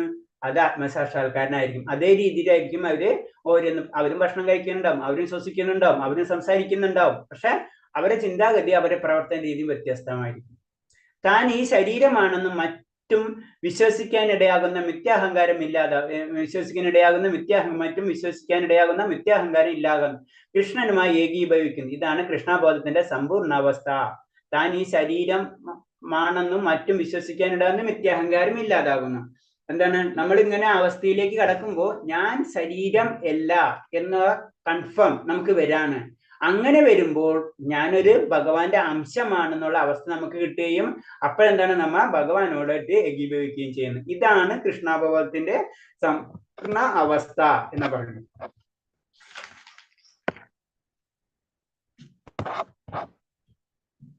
അടുത്തത് യുക്ത കർമ്മഫലം തിക്ത ശാന്തി വാപ്നോതി നൈഷ്ഠികീയ അയ്യുക്ത കാമകാരേണി ബലസത്വ നിബദ്ധതേ. സ്ഥിരചിത്തനായ ഒരു ഭക്തൻ കർമ്മഫലങ്ങളെല്ലാം എനിക്ക് അർപ്പിക്കുന്നതുകൊണ്ട് സമ്പൂർണ്ണ സമാധാനം നേടുന്നു. എന്നാൽ ഈശ്വരനിൽ നിന്ന് വേർപെട്ട് നിൽക്കുന്നവൻ തന്റെ കർമ്മഫലങ്ങളെ അത്യാഗ്രഹിയാൽ അതിൽ വലയുന്നു. അപ്പൊ ഒരു ഭൗതികവാദിക്കും ആത്മീയവാദിയും തമ്മിലുള്ള വ്യത്യാസം എന്താണെന്ന് പറയുന്നത്, ഭൗതികവാദി എന്താണ്, ഒരു കർമ്മം ചെയ്യും, അതുപോലെ എന്തു തോന്നും അടുത്ത കർമ്മം ചെയ്യും, ഇങ്ങനെ ചക്രത്തിന്റെ ഉള്ളിൽ ചക്രമായിട്ട് ഇങ്ങനെ കറങ്ങിക്കൊണ്ടിരിക്കും. അതാ പറയുന്നത്. ഒരാൾ കൃഷ്ണനിൽ ആസക്തനും മറ്റാൾ സ്വന്തം കർമ്മഫലങ്ങളിൽ ആസക്തനാണ്. രണ്ടുപേരും ആസക്തി ഉണ്ട്. ഒരാൾക്ക് എന്താണ്, ഭക്തനെ സമയത്ത് ഭഗവാനിൽ ആസക്തിയാണ്. മറ്റേ വ്യക്തിക്ക് എന്താണ്, താൻ ചെയ്ത കർമ്മഫലങ്ങളിൽ ആസക്തിയാണ്. ഞാൻ ഇത് ചെയ്ത് ഇത് കിട്ടും, ഇത് കിട്ടിക്കഴിഞ്ഞ് ഇങ്ങനെ ചെയ്യും, അത് ആസക്തി. അപ്പൊ കൃഷ്ണന് ആസക്തനും കൃഷ്ണന് വേണ്ടി പ്രവർത്തിക്കുന്നതുമായ വ്യക്തി തികച്ചും വിമുക്തനായാൽ അയാൾക്ക് കർമ്മഫലത്തിന് ഉത്കണ്ഠയില്ല. അപ്പൊ ഭഗവാന് വേണ്ടി പ്രവർത്തിച്ചു കൊണ്ടിരുന്നു കഴിഞ്ഞാൽ അതിൽ നിന്ന് കിട്ടുന്ന കർമ്മഫലത്തെ പുണ്യപാപം എന്നുള്ള സങ്കല്പം തന്നെ ആ ഭക്തന് ഉണ്ടാകില്ല. പക്ഷെ അടുത്തതോ ഒരു ഭൗതികവാദിയാണെങ്കിലോ ഇത് എപ്പോഴും നിലനിൽക്കും. അപ്പൊ എന്താണ്, ആ ഭൗതിക ബന്ധനത്തിൽ തന്നെ ഇങ്ങനെ കറങ്ങിക്കൊണ്ടിരിക്കും. കൃഷ്ണബോധ പ്രവർത്തനങ്ങളൊക്കെ നിരപേക്ഷ തലത്തിലാണ്. അതീന്ദ്രിയമാകിയാൽ അവയ്ക്ക് ഭൗതിക ഫലങ്ങളില്ല. അപ്പൊ എന്താണ് അടുത്തത്, കൃഷ്ണബോധം എന്ന് പറയുമ്പോൾ അത് നിരപേക്ഷ തലമാണ്. അപ്പൊ അത് മനസ്സിലാക്കണം എന്ന് വെച്ചാൽ വളരെ സിമ്പിൾ ആയിട്ട് നമ്മൾ ചിന്തിച്ചാൽ മതി. നിരപേക്ഷ തലം എന്ന് പറയുമ്പോൾ നമ്മൾ ഭഗവാന് ഒരു പുഷ്പം സമർപ്പിക്കുന്നുണ്ട് അല്ലെ, നമ്മളും ഇതുപോലെ തന്നെ നമ്മൾ നിവേദ്യങ്ങൾ സമർപ്പിക്കല്ലേ. അപ്പൊ സാധാരണ രീതിയിൽ ഭൗതികത രീതി ചിന്തിച്ചു കഴിഞ്ഞാൽ എന്താ, ഭാഗം പുഷ്പം എടുത്തിട്ട് സ്മെല് ചെയ്ത് നോക്കുന്നുണ്ടോ? ഇല്ലല്ല. അതേപോലെ തന്നെ നിവേദ്യം എടുത്ത് കഴിച്ചു നോക്കുന്നുണ്ടോ? ഇല്ലല്ല. അപ്പൊ ആ അവസ്ഥ, പക്ഷെ അന്ന് ഭഗവാൻ അത് എടുക്കുന്നില്ല, ഉണ്ട്. മനസ്സിലായി? അതാണ് പറഞ്ഞ നിരപേക്ഷ തലത്തിലാണ് എന്ന് പറഞ്ഞത്. ഇപ്പൊ നമുക്ക് പുഷ്പം തരാം, അല്ലെങ്കിൽ നമുക്ക് ഏതെങ്കിലും ആഹാരം തരുന്ന നമ്മ അത് കഴിക്കും അല്ലെ, അത് ഭൗതികതയായി. പക്ഷെ ഏതാ, ഭഗവാൻ അത് എടുക്കണുണ്ട്. മനസ്സിലായി? അതാണ് അതീന്ദ്രിയ തലത്തിൽ. അത് നമ്മളെ തലത്തിൽ നമുക്ക് മനസ്സിലാക്കാൻ പറ്റും, അതീന്ദ്രിയ തലത്തിലാണ്. അതീന്ദ്രിയമാകിയാൽ അവയ്ക്ക് ഭൗതിക ഫലങ്ങളില്ല. അപ്പൊ ഭഗവാനോട് ചെയ്യുന്ന എന്ത് കാര്യമാണെങ്കിലും അതിൽ നിന്ന് കിട്ടുന്ന റിസൾട്ടിന് ഒരു ഭൗതികമായിട്ടുള്ള ഗുണങ്ങൾ അതിൽ ഉണ്ടാവില്ല എന്നാ പറയുന്നത്. കൃഷ്ണബോധം മനുഷ്യന് പൂർണ്ണശാന്തി നൽകുന്നു. ഇതുകൂടാതെ നമുക്കറിയാം, ഭക്തിയിലേക്ക് കടക്കുമ്പോൾ നമുക്കുണ്ടാവുന്ന വ്യത്യാസങ്ങൾ എന്ന് പറയുമ്പോൾ പതുക്കെ നമുക്ക് ശാന്തി, നമ്മൾ അതാ പറഞ്ഞ അറ്റ്ലീസ്റ്റ് 4 പ്രാവശ്യമെങ്കിലും നമ്മൾ നാമം ജപിക്കാൻ ശ്രമിക്കുക. ആദ്യം 1 പ്രാവശ്യം, 2 പ്രാവശ്യം, 3 പ്രാവശ്യം, 4 പ്രാവശ്യമെങ്കിലും നമുക്ക് ചെയ്തു കഴിഞ്ഞാൽ, ഈ 16 മാലയ്ക്കും ഒരു കണക്കുണ്ടെന്നാണ് പറയുന്നത്. 4 മാല ജപിച്ചു കഴിഞ്ഞാൽ ഒരു സമാധാനം, നമ്മളെല്ലാവരും പറയും എന്താ വേണ്ടതെന്ന് വെച്ച് കഴിഞ്ഞാൽ മനസ്സമാധാനം വേണമെന്ന് പറയും അല്ലെ. അപ്പൊ അതിന് പറഞ്ഞ അറ്റ്ലീസ്റ്റ് 4 പ്രാവശ്യമെങ്കിലും ഏകദേശം ഒരു അരമണിക്കൂറെങ്കിലും ഭഗവാന്റെ നാമം, നമ്മ പൂജാ റൂമിൽ എല്ലാവരും 99% വ്യക്തികളും നമ്മൾ പൂജ ചെയ്യുന്ന വ്യക്തികളായിരിക്കും. അപ്പൊ നമ്മൾ പൂജാ റൂമിൽ പൂജകളൊക്കെ കഴിഞ്ഞിട്ടായാലും അല്ലെങ്കിൽ പൂജയ്ക്ക് മുന്നാണെങ്കിലും നമുക്ക് കുറച്ചു നേരം ഇരുന്ന് നാമം ജപിക്കാം. ഒരു അരമണിക്കൂർ ഇരുന്ന് ഭഗവാന്റെ ഹരേ കൃഷ്ണ മഹാമന്ത്രം നമ്മൾ ചെയ്യാൻ ശ്രമിക്കുക. അത് അരമണിക്കൂറിന് എന്താ വെച്ചാൽ 4 മണിക്കൂർ പിടിക്കും. 4 മാല പിടിക്കും. ഈ 4 മാല പിടിച്ചാൽ സമാധാനം. പിന്നെ അടുത്തതാണ് 8 മാല. 8 മാല എന്ന് പറഞ്ഞാൽ നമ്മള് ഭക്തിയിലേക്ക് പതുക്കെ ഭഗവാനോട് പ്രാർത്ഥിക്കുകയാണ് ഭക്തി തരണമെന്ന്. പിന്നെയാണ് ഭക്തിയുടെ പരിപൂർണ അവസ്ഥ. ഇതിൽ തന്നെ മാലകൾ നമ്മ നാമം ജപിക്കുമ്പോഴാണെങ്കിലും നമുക്ക് പല ഓർമ്മകളും ആ സമയത്തായിരിക്കും നമുക്ക് ഏറ്റവും കൂടുതൽ ഓർമ്മകളും കാര്യങ്ങളും വരാം. അത് നമ്മൾ ശ്രദ്ധിക്കേണ്ട ആവശ്യമില്ല. അത് പതുക്കെ വ്യത്യാസങ്ങൾ വന്നു തുടങ്ങും. അപ്പൊ കൃഷ്ണബോധം മനുഷ്യന് പൂർണ്ണ ശാന്തി നൽകുന്നു. കൃഷ്ണൻ ഒഴികെ മറ്റൊന്നിനും നിലനിൽപ്പില്ല എന്ന സാക്ഷാത്കാരമാണ് ശാന്തിയുടെ നിർഭയത്തിന്റെ തലം. അപ്പൊ ഭഗവാൻ ഇല്ലാതെ ഒന്നിനും നിലനിൽപ്പില്ല എന്നൊരവസ്ഥ നമുക്ക് മനസ്സിലായി കഴിഞ്ഞാൽ പിന്നെ നമുക്ക് നിർഭയത്വമായി, എല്ലാത്തിനും ഭഗവാൻ എൻ്റെ കൂടെ ഉണ്ട് എന്നൊരവസ്ഥ. കാരണം നമ്മൾ ഇങ്ങോട്ട് വന്നപ്പോ ഭഗവാനാണ് നമ്മൾ ഇങ്ങോട്ട് വിട്ടത്. ധൈര്യം നമുക്കുണ്ടാവാം. പിന്നെ ആരും ഉണ്ടായിരുന്നില്ല അല്ലെ? ശ്രദ്ധിച്ചാൽ അറിയാം, നമ്മൾ ഇങ്ങോട്ട് പോന്ന് നമ്മൾ ഒറ്റയ്ക്കാ പോന്നു, പക്ഷെ ഒറ്റയ്ക്ക് ആരാ നമ്മളെ അടുത്ത് ഇങ്ങോട്ട് പറഞ്ഞു വിട്ടത്? ഭഗവാനാണ്. അപ്പൊ ഭഗവാൻ തന്നെ രക്ഷിക്കും എന്നുള്ള ഒരു അവസ്ഥ നമ്മളിലേക്ക് ഉണ്ടാവണമെങ്കിൽ ഭഗവാന്റെ കാര്യങ്ങൾ നമ്മൾ ചെയ്യണം. ഇതാണ് കൃഷ്ണാബോധത്തിന്റെ രഹസ്യം. അടുത്ത ശ്ലോകം. ഹരേ കൃഷ്ണ പ്രഭുജി, ഒരു ചെറിയ സംശയം ചോദിച്ചോട്ടെ? സംശയം ചോദിച്ചോളൂ പ്രഭു. ഹരേ കൃഷ്ണ. ഇപ്പൊ 2 മാലയാണ് ഇപ്പൊ ഞാൻ ജപിക്കുന്നത്. 3ലേക്ക് ആക്കുന്നോണ്ട് കുഴപ്പമുണ്ടോ? 4 തന്നെ വേണമെന്നുണ്ടോ? ഇല്ല ഹരേ കൃഷ്ണ, ഒരു കുഴപ്പമില്ല. ആദ്യം 2, 3, 4, 5, 6 എങ്ങനെ വേണമെങ്കിലും ചെയ്യാം. പക്ഷെ ഒരു കാര്യമുള്ളൂ, നമ്മളിപ്പോ ഇന്ന് നമ്മള് ഒരു പ്രാവശ്യം നമ്മൾ ജപിച്ചു, ഒറ്റ പ്രാവശ്യം ഇന്ന് ജപിച്ചു. നമ്മൾ നാളെ 2, പിറ്റേ ദിവസം 5, പിറ്റേ ദിവസം ഒന്നില്ല, പിന്നെ ഒരാഴ്ച ചെയ്യില്ല. അങ്ങനെ ചെയ്യരുത്. നമ്മള് ഭഗവാനോട് ഒരു കമ്മിറ്റ്മെന്റ് ആണ്, ഞാൻ ഇന്ന് തൊട്ട് ഒരു മാല ജപിക്കാം എന്ന് നമ്മൾ തീരുമാനിച്ചു കഴിഞ്ഞാൽ എന്നുമായ ഒരു മാല നമ്മൾ ജപിക്കാൻ ശ്രമിക്കും. വളരെ അപൂർവമൊക്കെ മിസ്സായി പോകും, അതൊക്കെ നമുക്ക് സംഭവിക്കാവുന്ന കാര്യങ്ങൾ. അല്ലാതെ നമുക്ക് ടൈം പാസിന് വേണ്ടി നമ്മൾ ജപം ചെയ്യരുത്. ഇന്ന് കുറച്ച് ഫ്രീ ആണ്, അന്ന് കുറച്ചു നേരം ജപം, അങ്ങനെ ചെയ്യരുത്. അപ്പൊ ഭഗവാൻ ടൈം പാസ് ആക്കും നമ്മളെ. മനസ്സിലായില്ലേ? ഇപ്പൊ 2 പ്രാവശ്യം ജപിക്കുന്നുള്ളൂ, അത് ഞാൻ 3 ആക്കാന്ന് വിചാരിക്കണം എങ്ങനെയെങ്കിലുമൊക്കെ. അപ്പൊ നമ്മുടെ സമയത്തിനനുസരിച്ച് എങ്ങനെ ആക്കാൻ പറ്റുക? അപ്പൊ 4 തന്നെ ജപിക്കണം എന്ന് വെച്ചാൽ ഇല്ല, ഒരു നിർബന്ധമില്ല പ്രഭു. 3 പ്രാവശ്യം. അപ്പൊ 3 പ്രാവശ്യം ജപിക്കണമെങ്കിൽ പിന്നെ എല്ലാ ദിവസവും 3 പ്രാവശ്യം ജപിക്കാൻ ശ്രമിക്കണം. ഹരേ കൃഷ്ണ. ശരി പ്രഭു. പറയൂ മാതാജി. രാധാജി, മാതാജി. അപ്പൊ നമുക്ക് കൂടുതൽ സമയം കൂടുതൽ ജപിക്കാൻ പാടില്ല എന്നാണോ? ഇല്ല, അങ്ങനെയല്ല. അതായത് ശരിക്കും 16 മാല നമ്മൾ ജപിക്കണം എന്നാണ് റൂള്. അത് ബേസിക് ആണ് നമ്മളെ. അത് കഴിഞ്ഞിട്ട് എത്ര വേണമെങ്കിലും ജപിക്കാം നമുക്ക്. അത് കഴിഞ്ഞിട്ടല്ല, നമ്മളിപ്പം 5 മാലയ്ക്കാണ് ജപിക്കുന്നത്, കൂടുതൽ സമയം നമുക്ക് കൂടുതൽ ജപിക്കാൻ പാടില്ല. പക്ഷെ നമ്മള് മനസ്സിലൊരു ആദ്യം ഒരു കമ്മിറ്റ്മെന്റ് ഭഗവാനോട് ചെയ്യണം.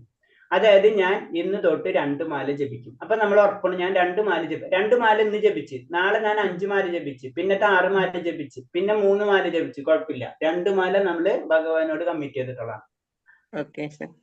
മനസ്സിലായില്ലേ ഹരേഷ്ണ? അങ്ങനെയാണ് നമ്മൾ പ്ലാൻ ചെയ്യുന്നത് ഹരേഷ്ണ. അപ്പൊ നമ്മള് ഭഗവാൻ കുറയ്ക്കരുത്, കൂടുതൽ കൂട്ടിക്കൊണ്ടിരിക്കണം. അപ്പൊ നമ്മൾ 2, പിന്നെ നമുക്ക് തോന്നും നമ്മൾ സ്ഥിരമായിട്ട് നമ്മൾ നോക്കുമ്പോൾ ആവറേജ് കൊടുക്കുമ്പോൾ നമ്മൾ നോക്കണം എല്ലാ ദിവസവും ഞാൻ 3, 4 മാല ജപിക്കുന്ന പറഞ്ഞ് ഭഗവാനോട് വീണ്ടും 4 മാലയ്ക്ക് അങ്ങോട്ട് മാറ്റാം നമ്മൾ. മനസ്സിലായില്ലേ?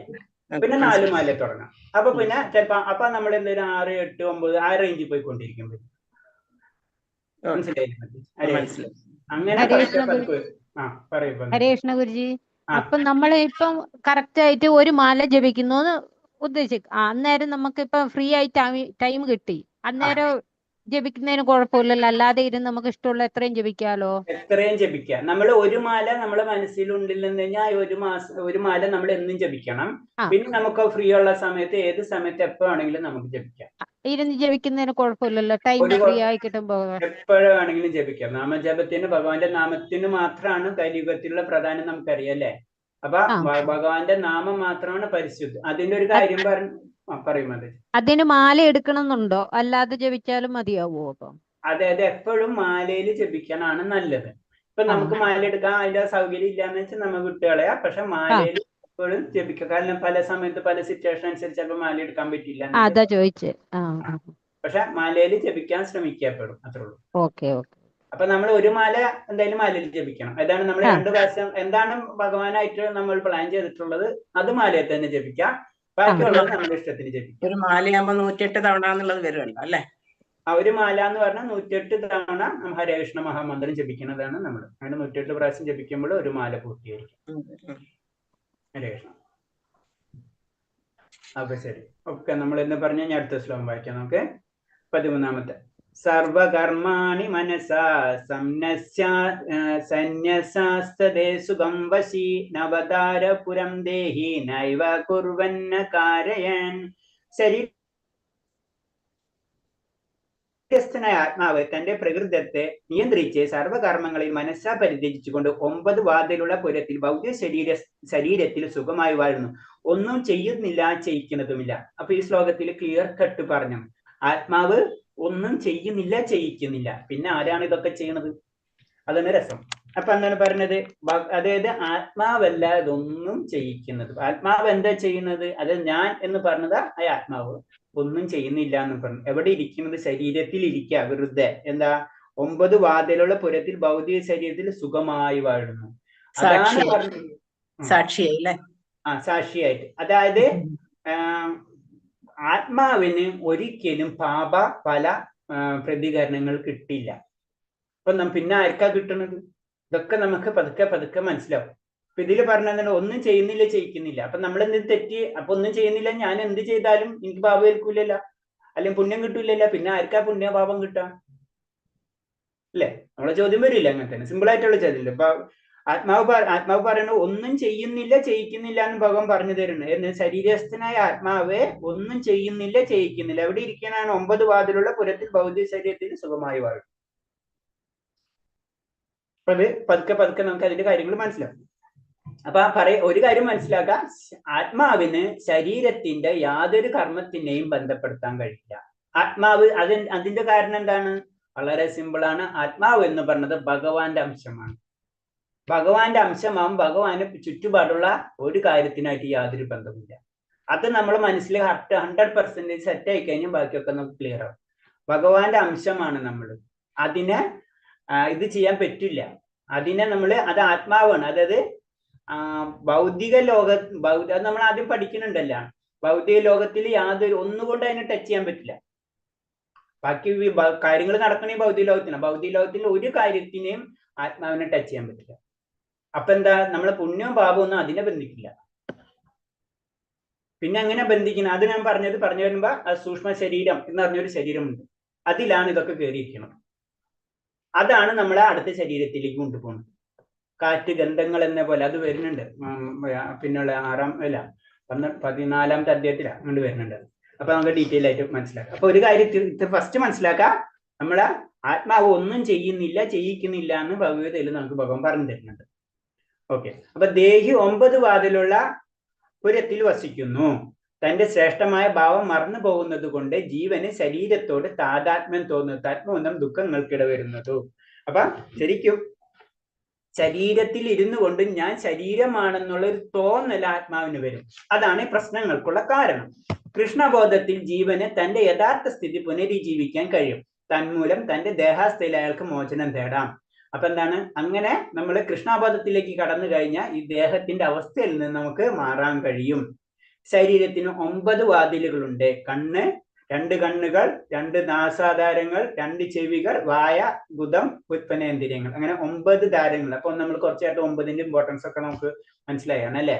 9 എണ്ണം ഉണ്ട്. ഇപ്പൊ നമ്മൾ സാധാരണ ഇതിൽ കേട്ടിട്ടുള്ളതാണ്, പുരാണങ്ങളിൽ നിന്നുള്ള റെഫറൻസുകളാണ്, പല രീതിയിലും പറഞ്ഞിട്ടുള്ളതാണ്. കാരണം എന്ന് വെച്ചാൽ നമ്മൾ മരണശേഷം നമ്മൾ ആത്മാവ് പോണ സമയത്ത്, അതായത് നമ്മളെ ആത്മാവ് വിട്ടു പോണ സമയത്ത് എവിടെ നിന്നാണ്, ഏത് ശരീരത്തിന്റെ ഏത് പാർട്ടിൽ നിന്നാണ് പോയതെന്ന് നമുക്ക് മനസ്സിലാക്കാൻ പറ്റുന്ന പറയുന്നത്. അങ്ങനെ പോയി കഴിഞ്ഞാല് അവർക്ക് അവര് ജനറൽ ആയിട്ട് പറയുമ്പോൾ അവർ ഏത് ലോകത്തിലേക്കാണ്, അത് ഉന്നത ലോകത്തിലേക്കാണ് പോയിട്ടുള്ളത് അതോ ലോകത്തിലേക്കായിട്ടുള്ള പോയെന്നൊക്കെ നമുക്ക് മനസ്സിലാക്കാം. അതായത് ശരീരത്തിന്റെ മുകളിലുള്ള ഭാഗങ്ങളിൽ ഉന്നത താഴ്ത്തുനിന്നാണ് ജീവൻ പോയിട്ടുള്ളതെന്ന് വെച്ച് കഴിഞ്ഞാൽ അതോ ലോകത്തിലേക്ക് എന്നുള്ള രീതിയിലുള്ള കൺസെപ്റ്റുകൾ നിലനിൽപ്പുണ്ട്.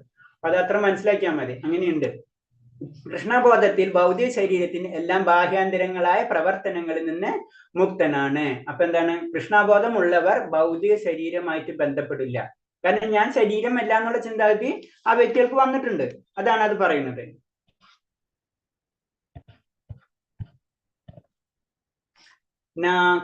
അടുത്ത ശ്ലോകം 14. നാ കർതൃതം നാ കർമാണി ലോകസ്യ സൃജതി പ്രഭു നാ കർമ്മഫലം സംയോഗം സ്വഭാവസ്തു പ്രവർത്തതേ. സ്മരണാതീത കാലം മുതൽക്കുള്ള ശരീരസ്ഥന ആത്മാവ് തന്റെ ശരീരമാകുന്ന പുരത്തിന്റെ ഉടമസ്ഥൻ. കർമ്മങ്ങൾ ഉണ്ടാക്കുന്നില്ല, കർമ്മം ചെയ്യാൻ പ്രേരിപ്പിക്കുന്നുമില്ല, കർമ്മഫലങ്ങൾ ഉണ്ടാക്കുന്നതുമില്ല. പ്രകൃതിയിലെ ത്രിഗുണങ്ങളാണ് ഇവയ്ക്കെല്ലാം കാരണം. ഇതാണ് ആ പോയിന്റ്. ഇതിൽ തന്നെ 14ാമത്തെ ശ്ലോകത്തിൽ പറഞ്ഞിട്ടുണ്ട്, ആത്മാവ് എന്താണ്? ഒന്നും ചെയ്യിക്കുന്നില്ല അല്ലെ? ശരീരത്തിൽ ഇരിക്കണേ ഉടമസ്ഥനായിട്ട് കർമ്മങ്ങൾ ഒന്നും ചെയ്യണില്ല, ഒന്നും ചെയ്യാൻ പ്രേരിപ്പിക്കണില്ല. ഇങ്ങനെ ചെയ്യുന്നു പറയണില്ല. കർമ്മഫലങ്ങൾ അതിൽ നിന്ന് എന്തെങ്കിലും കിട്ടും, ആ കർമ്മഫലങ്ങൾ ഉണ്ടാക്കുന്നില്ല. പിന്നെ ഇത് ആരാ ചെയ്യിക്കുന്നത്? പ്രകൃതിയിലെ ത്രിഗുണങ്ങളാണ് ഇവയെല്ലാം കാരണം. അപ്പൊ പ്രകൃതിയിലെ ത്രിഗുണങ്ങളാണ് ഇതിനെല്ലാം കാരണം എന്ന് പറയുമ്പോൾ ചെറിയൊരു എക്സാമ്പിൾ പറഞ്ഞുതരാം. കാരണം എന്ന് വെച്ചാൽ നമുക്കറിയാം, നമ്മൾ ഒരു സൂപ്പർ മാർക്കറ്റിൽ പോകുന്നു. സൂപ്പർ മാർക്കറ്റിൽ പോകുമ്പോൾ എന്താണ്? നമ്മൾ അവിടെ ചെന്ന് അവിടുത്തെ നമുക്ക് ആവശ്യമില്ലാത്ത സാധനങ്ങളാണ് നമ്മൾ അത് വാങ്ങിച്ചു കൂട്ടുക. അവിടെ പോയി കഴിഞ്ഞാൽ ചിലപ്പോൾ ആവശ്യം ഉണ്ടാവും, ആവശ്യമില്ലാത്തൊക്കെ വാങ്ങി. അതിന്റെ കാരണമാണ് ആ സൂപ്പർ മാർക്കറ്റിൽ അങ്ങനത്തെ സാധനങ്ങൾ അവിടെ വെച്ചിട്ടുള്ള കാരണം കൊണ്ടാണ്. ഇപ്പൊ നമ്മൾ ചെറിയ കടയിൽ പോയി കഴിഞ്ഞാൽ അതിനനുസരിച്ച് നിങ്ങൾ വാങ്ങിച്ചു വരുള്ളൂ അല്ലെ. ഇത് തന്നെയാണ് നമ്മളെ ത്രിഗുണങ്ങൾ എന്ന് പറയുന്നത്. നമ്മൾ വാങ്ങിച്ച് നമ്മൾ സൂക്ഷ്മ ശരീരത്തിൽ സൂക്ഷിച്ചിരിക്കുന്നു, സംഭവിക്കുന്നതാണ്. പിന്നെ ഈ സൂക്ഷ്മ ശരീരമാണ് ഒക്കെ ചെക്ക് ചെയ്യണം, കൺട്രോൾ. സൂക്ഷ്മ ശരീരവും ത്രിഗുണങ്ങളായിട്ടുള്ള കണക്ഷനുകളാണ് പിന്നെ വന്നുകൊണ്ടിരിക്കുന്നത്.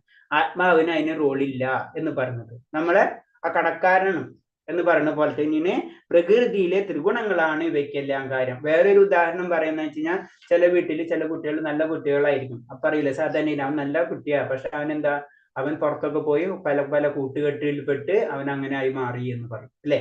ആ കൂട്ടുകെട്ട് ഇതാണ് പ്രകൃതിയുടെ ത്രിഗുണങ്ങൾ. നമ്മൾ നല്ലതാണ്, പക്ഷെ നമ്മൾ കൂട്ടുകെട്ട് പ്രശ്നമായി പോയി. അതാണ് പ്രകൃതിയുടെ ത്രിഗുണങ്ങളാണ് ഇവയ്ക്കെല്ലാം കാരണം എന്ന് പറയുന്നത്. സ്മരണാതീത കാലം മുതൽക്കുള്ള അവിദ്യയാണ് ശരീരക്ലേശങ്ങൾക്കും ദുഃഖത്തിനും കാരണമാകുന്ന അവിദ്യ. അറിവില്ലായ്മ. അറിവില്ല എന്ന് പറഞ്ഞാൽ ഭഗവാനെ പറ്റിയിട്ടുള്ള അറിവില്ലായ്മ. അതാണ് ഇതിനെല്ലാത്തിനും കാരണം എന്ന് പറയുന്നത്. ശരീരത്തിന്റെ പ്രവർത്തനങ്ങളിൽ നിന്ന് ജീവൻ ഒഴിഞ്ഞു നിൽക്കുകയാണെങ്കിൽ ആ കർമ്മങ്ങളുടെ ബലത്തിൽ നിന്ന് മുക്തനാകാൻ കഴിയും. അപ്പൊ ശരീരത്തിന്റെ പ്രവർത്തന ബലങ്ങൾ എന്ന് പറയുമ്പോൾ അതിൽ നിന്ന് ഒഴിഞ്ഞു നിൽക്കുക എന്ന് പറയുന്നത് എന്താണ്? അത് പ്രാക്ടിക്കൽ അല്ല. ഭൗതിക ലോകത്തിൽ ഇതൊന്നും പ്രാക്ടിക്കൽ അല്ല. അതാണ് നമ്മളെ ലാസ്റ്റ് ആ ശ്ലോകം നമുക്ക് ഓർമ്മ വരേണ്ടത്. ഹരേർണമ ഹരേർണമ. കാരണം കലിയുഗം എന്ന് പറയുമ്പോൾ തന്നെ അതിൽ ഭാഗത്തിൽ ശരിക്കും അതിന്റെ വർണ്ണനകളുണ്ട്. കലിയുഗത്തിനെ പറ്റി നമുക്ക് ഉണ്ടാവുന്നുണ്ട്. കാരണം അല്പ ആയുസ്സുകള്, മന്ദബുദ്ധികള്, അതുപോലെ തന്നെ വഴക്കാളികൾ എന്നൊക്കെ പറഞ്ഞിട്ടുള്ള ശ്ലോകങ്ങൾ ക്ലിയർ കട്ട് പറഞ്ഞിട്ടുണ്ട്. അപ്പൊ ഇതിൽ നിന്നൊക്കെ ഒഴിഞ്ഞു നിൽക്കാൻ വളരെ ബുദ്ധിമുട്ടാണ്. അപ്പൊ അവിടെ പറയുന്ന ഇതാണ്. അപ്പൊ ഇതില് സത്യം ഇതാണ്. കാരണം ശരിക്കും നമ്മൾ അതിൽ നിന്നൊക്കെ ഒഴിഞ്ഞു നിൽക്കണം. അതാണ് പറയുന്നത്. അതാണ് പറഞ്ഞത്, ഒഴിഞ്ഞു നിൽക്കുകയാണെങ്കിൽ കർമ്മബലങ്ങളിൽ നിന്നൊക്കെ മുക്തനാകാൻ കഴിയും. ദിവ്യമായ കൃഷ്ണപാദം കൊണ്ട് ഈ കടയിൽ നിന്നുള്ള രക്ഷ നേടുക, അത് മാത്രമേ പ്രശ്നത്തിന് പരിഹാരമുള്ളൂ. എല്ലാ കഷ്ടപ്പാടുകളിലും ഉത്തമ നിവാരണ ഉപായം അത് മാത്രം. കാരണം കടലാണ്, സംസാര സാഗരമാണ് അല്ലെ. അതിൽ നിന്ന് രക്ഷ നേടുക എന്ന് പറഞ്ഞത് എളുപ്പമല്ല. അത് ഭഗവാൻ തന്നെ പറഞ്ഞു. അതാണ് ദേവിഹേഷി ഗുണമയ മമായ ദുര. അത് പറയുന്നത് തന്നെ, അത് എളുപ്പമല്ല. അതിന്ന് ഒരേ ഒരു മാർഗം എന്ന് പറഞ്ഞത് ഭഗവാനെ വിളിക്കാന്ന് മാത്രമേ ഉള്ളൂ. അതാണ് ഇപ്പൊ നമ്മൾ നമ്മൾ ഈ ക്ലാസ്സിൽ തന്നെ പലരും പല ചിന്ത, ചിലർക്ക് വളരെ വിഷമമുള്ളവരുണ്ടായിരിക്കും, ചിലർക്ക് പല ആഗ്രഹങ്ങളുള്ളവരുണ്ടാവും അല്ലെ. പല രീതിയിൽ പലർക്കും ജിജ്ഞാസായിരിക്കും, എന്താണ് അറിയാനുള്ള ആഗ്രഹം. പല വ്യക്തികളെ നമുക്ക് നമ്മുടെ ഗ്രൂപ്പുകളിൽ കാണാൻ പറ്റും. അപ്പൊ ഇതിന്റെ അൾട്ടിമേറ്റ് എന്താണ്? എല്ലാവർക്കും ആനന്ദമാണ് വേണ്ടത് അല്ലെ. ആ ആനന്ദം എന്തുകൊണ്ട് നമ്മൾ ആവശ്യപ്പെടുന്നത്? നമ്മൾ ഈ ദുഃഖാലയത്തിലുള്ള കാരണം കൊണ്ടാണ്. അപ്പൊ ദുഃഖാലയത്തിൽ നിന്ന് രക്ഷ നേടണമെങ്കിൽ, അല്ലെങ്കിൽ നമുക്ക് എന്താ സംഭവിക്കുക? നമ്മൾ എല്ലാവരും ജയിലിൽ കിടക്കുന്ന പോലെ തന്നെയാണ് പറയുന്നത്. ഒരു സെല്ലിൽ നിന്ന് അടുത്ത സെല്ലിലേക്ക്, അല്ലെങ്കിൽ സ്വർണ്ണ ചങ്ങലയിൽ നിന്ന്, അല്ലെങ്കിൽ ഇരുമ്പ് ചങ്ങലയിൽ നിന്ന് സ്വർണ്ണ ചങ്ങല കെട്ടണം. ചങ്ങല എപ്പോഴും ചങ്ങല തന്നെയാണ്. ഇത്രയുള്ള അവസ്ഥ. അപ്പൊ ആ അവസ്ഥ മാറണമെങ്കിൽ ഈ ജയിലിൽ നിന്ന്, അല്ലെങ്കിൽ സംസാര സാഗരത്തിൽ നിന്ന്, അല്ലെങ്കിൽ ദുഃഖാലയത്തിൽ നിന്ന് നമുക്ക് രക്ഷ, അല്ലെങ്കിൽ ആനന്ദത്തിലേക്ക് നമുക്ക് കടക്കണമെങ്കിൽ നമുക്ക് എന്താ വേണ്ടത്? അതിന് ഒരേ ഒരു ഉപായം കൃഷ്ണാവബോധം, അല്ലെങ്കിൽ ഭഗവാൻ മുകുന്ദനെ സമർപ്പിക്കുക എന്ന് മാത്രമാണ്. അടുത്ത ശ്ലോകം. നാദദേ കശ്ചിദം പാപം നാചൈവ സുഹൃതം വിഭു അജ്ഞാനനേവാവൃതം ജ്ഞാനം തേന മുഹ്യന്തി ജന്തവ. സർവേശ്വരം ആരുടെയും പുണ്യഭാവങ്ങൾ സ്വീകരിക്കുന്നില്ല. യഥാർത്ഥ ജ്ഞാനത്തെ മൂടിയിരിക്കുന്ന അജ്ഞാനം കാരണമാണ് ജീവജാലങ്ങൾ വ്യാമോഹിതരാകുന്നത്. ഇതടുത്തത് നമ്മളെ നാട്ടിൽ പലരും പറയുന്ന ഒരു ശ്ലോകമല്ല, പലരും പറയുന്ന ഒരു രീതിയാ. എല്ലാതും ഭഗവാനല്ല സൃഷ്ടിച്ചത്, എല്ലാതും ഭഗവാനല്ല അറിയാം, അപ്പൊ എല്ലാതും ഭഗവാന്റെ അല്ല തെറ്റുകാര്യൻ. ഭഗവാൻ ഒരു തെറ്റുമില്ല. സർവേശ്വരൻ ആരുടെ പുണ്യപാപങ്ങൾ സ്വീകരിക്കില്ല. അതെപ്പോഴും നമ്മളെ മൈൻഡിൽ ഉണ്ടാവണം. ഞാൻ ചെയ്ത കർമ്മത്തിന്റെ ഫലം ഞാൻ തന്നെയാണ് അനുഭവിക്കുക. അത് നമ്മളെപ്പോഴും മനസ്സിലായി. അല്ലാണ്ട് ഭഗവാൻ അതിന് യാതൊരു റോളില്ല. എല്ലാതും ഭഗവാൻ സൃഷ്ടിച്ചതല്ല, അപ്പൊ എന്റെ ഇഷ്ടത്തിന് എനിക്ക് ജീവിച്ചൂടെ എന്ന് ചിന്തിക്കാൻ പറ്റില്ല എന്ന് ഭഗവാൻ തന്നെ 15-ാം ശ്ലോകത്തിൽ പറഞ്ഞു തരാണ്. നീ ചെയ്തിട്ടുണ്ടെങ്കിൽ നിനക്ക് അതിന്റെ പവർ ഉണ്ട്, നീ തന്നെ അത് അനുഭവിക്കണം. സർവേശ്വരൻ ആരുടെ പുണ്യപാപങ്ങൾ സ്വീകരിക്കുന്നതല്ല. യഥാർത്ഥ ജ്ഞാനത്തെ മൂടിയിരിക്കുക അജ്ഞാന കാരണമാണ് ജീവജാലങ്ങൾ വ്യാമോഹിതരാകുന്നത്. അജ്ഞാനമാണ് ഇതിനെല്ലാം കാരണം. അതാണ് നമ്മൾ പറഞ്ഞത് തമസോമ ജ്യോതിർഗമയ എന്ന് പറഞ്ഞത് അല്ലെ. ഇരുട്ടിൽ നിന്ന് വെളിച്ചത്തിലേക്ക് നമ്മൾ ആ അവസ്ഥയിലേക്ക് കടക്കണം. അതിന് ഒരു ഗുരുനാഥന്റെ ആവശ്യമാണ്, നമ്മളൊരു ശാസ്ത്രത്തിന്റെ ആവശ്യമാണ്, സാധു സംഘത്തിന്റെ ആവശ്യമാണ് നമുക്ക്. ജ്ഞാനം, ഐശ്വര്യം, ബലം, കീർത്തി, സൗന്ദര്യം, വൈരാഗ്യം എന്നിവ തികഞ്ഞ സർവേശ്വരനാണ് വിഭു. വിഭു എന്ന് പറയുമ്പോൾ ഭഗവാൻ എന്ന് പറയുമ്പോൾ 6 ഐശ്വര്യങ്ങളാണുള്ളത്. അതാണ് ജ്ഞാനം, ഐശ്വര്യം. ഭഗവാനിന്റെ ഡെഫിനിഷൻ, നിർവചനം എന്ന് പറഞ്ഞത് ജ്ഞാനം, ഐശ്വര്യം, ബലം, കീർത്തി, സൗന്ദര്യം എന്നിവയാണ്. ഭഗവാൻ വിഭു ആയിരിക്കുമ്പോൾ ജീവൻ വെറും അണുവാണ്. ഞാൻ ഭഗവാനെ പോലെ ആവില്ല. ചിലർ ചിന്തിക്കുന്നുണ്ട് ഞാനൊക്കെ കിട്ടി ഞാൻ ഭഗവാനാണ്. ഭഗവാൻ ആവില്ല ഒരു വ്യക്തി. ഭഗവാൻ ആവണമെങ്കിൽ ഈ 6 ഐശ്വര്യങ്ങള്, ഈ അഷ്ട ഐശ്വര്യങ്ങൾ, 6 ഐശ്വര്യങ്ങള് വേണം. എന്നാല് അതെന്താണ്? ലിമിറ്റ്ലെസ് ആയിരിക്കണം. ജ്ഞാനം എന്ന് പറഞ്ഞ ലിമിറ്റ്ലെസ്, ഇൻഫിനിറ്റി, മനസ്സിലായി? അതേ ലെവലിലായിരിക്കണം. ഐശ്വര്യം അതേപോലെ തന്നെ, ബലം അതേപോലെ തന്നെ. അല്ലെങ്കിൽ ഭഗവാനെ വെച്ച് നോക്കുമ്പോൾ നമ്മൾ വെറും അണുവാണ്. അതാണ് പറഞ്ഞ സമുദ്രത്തിലെ ഒരു തുള്ളി പോലെ ആയിരിക്കും. സമുദ്രത്തിലെ ഒരു തുള്ളി ജലം പോലെ ആയിരിക്കും നമ്മുടെ അവസ്ഥ. ജീവാത്മാവായതുകൊണ്ട് അവന് സ്വതന്ത്രമായി ചിന്തിക്കാനും ആഗ്രഹിക്കാനും കഴിവുണ്ട്. അപ്രകാരമുള്ള ആഗ്രഹങ്ങളെ നിവൃത്തി സർവശക്തന ഭഗവാൻ മാത്രമേ സാധിച്ചു കൊടുക്കാൻ കഴിയുള്ളൂ.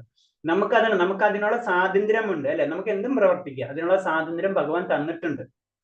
പക്ഷെ എന്താണ്? അത് ആഗ്രഹിച്ചത് നമ്മുടെ അർഹത അനുസരിച്ച് ഭഗവാൻ അത് നിർത്തി തരികയാണ് ചെയ്യുന്നത്. അത് നേരിട്ടല്ല തരുന്നത്. അത് നമ്മൾ പറഞ്ഞു. അതിൻ്റെതായ ദേവതകളുണ്ട്. ജീവാത്മാവ് ആഗ്രഹിക്കാവുന്ന പ്രത്യേക സാഹചര്യത്തിൽ കർമ്മ പ്രതികർമ്മങ്ങൾക്ക് ഭഗവാൻ ഒരിക്കലും ഉത്തരവാദിയല്ല. ഭഗവാന്റെ നമ്മളെ ആഗ്രഹങ്ങൾക്ക് നമുക്ക് ഇന്നത് ആഗ്രഹിക്കണമെന്നോ ഇന്നത് ആഗ്രഹിക്കണ്ടെന്നോ ഒന്നും ഭഗവാൻ പറയുന്നില്ല. അതിൽ പാപമുണ്ടോ പുണ്യമൊക്കെ ഉണ്ടോ അത് നീ അനുഭവിക്കുക. വളരെ സിമ്പിളാണ്. നമുക്ക് അനുഭവമല്ല ചെയ്യുന്നത്. ശരിക്കും നമ്മൾ അതിലെ ആഗ്രഹങ്ങളാണ് നമ്മൾ അതിൽ നടക്കുന്നത്. ആഗ്രഹത്തിനനുസരിച്ചുള്ള ശരീരങ്ങളും ജീവിത രീതികളും നമുക്ക് കിട്ടുകയാണ് ചെയ്യുന്നത്.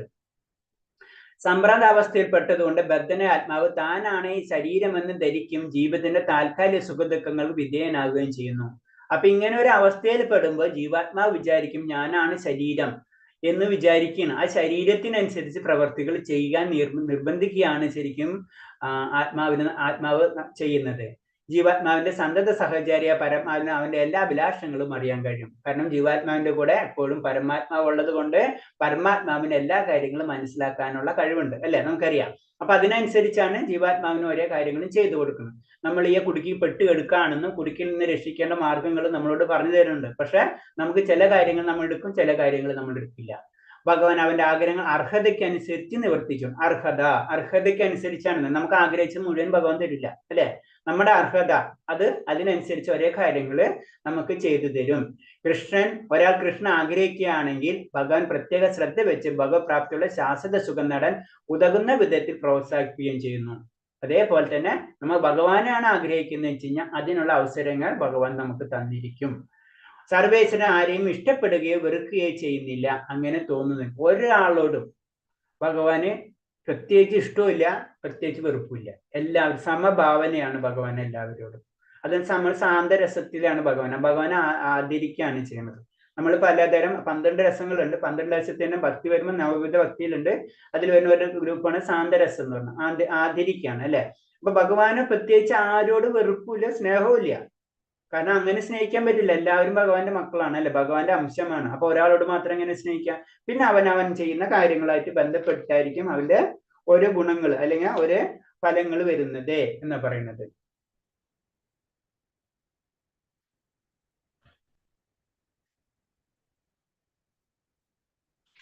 അടുത്ത ശ്ലോകം വായിക്കാം.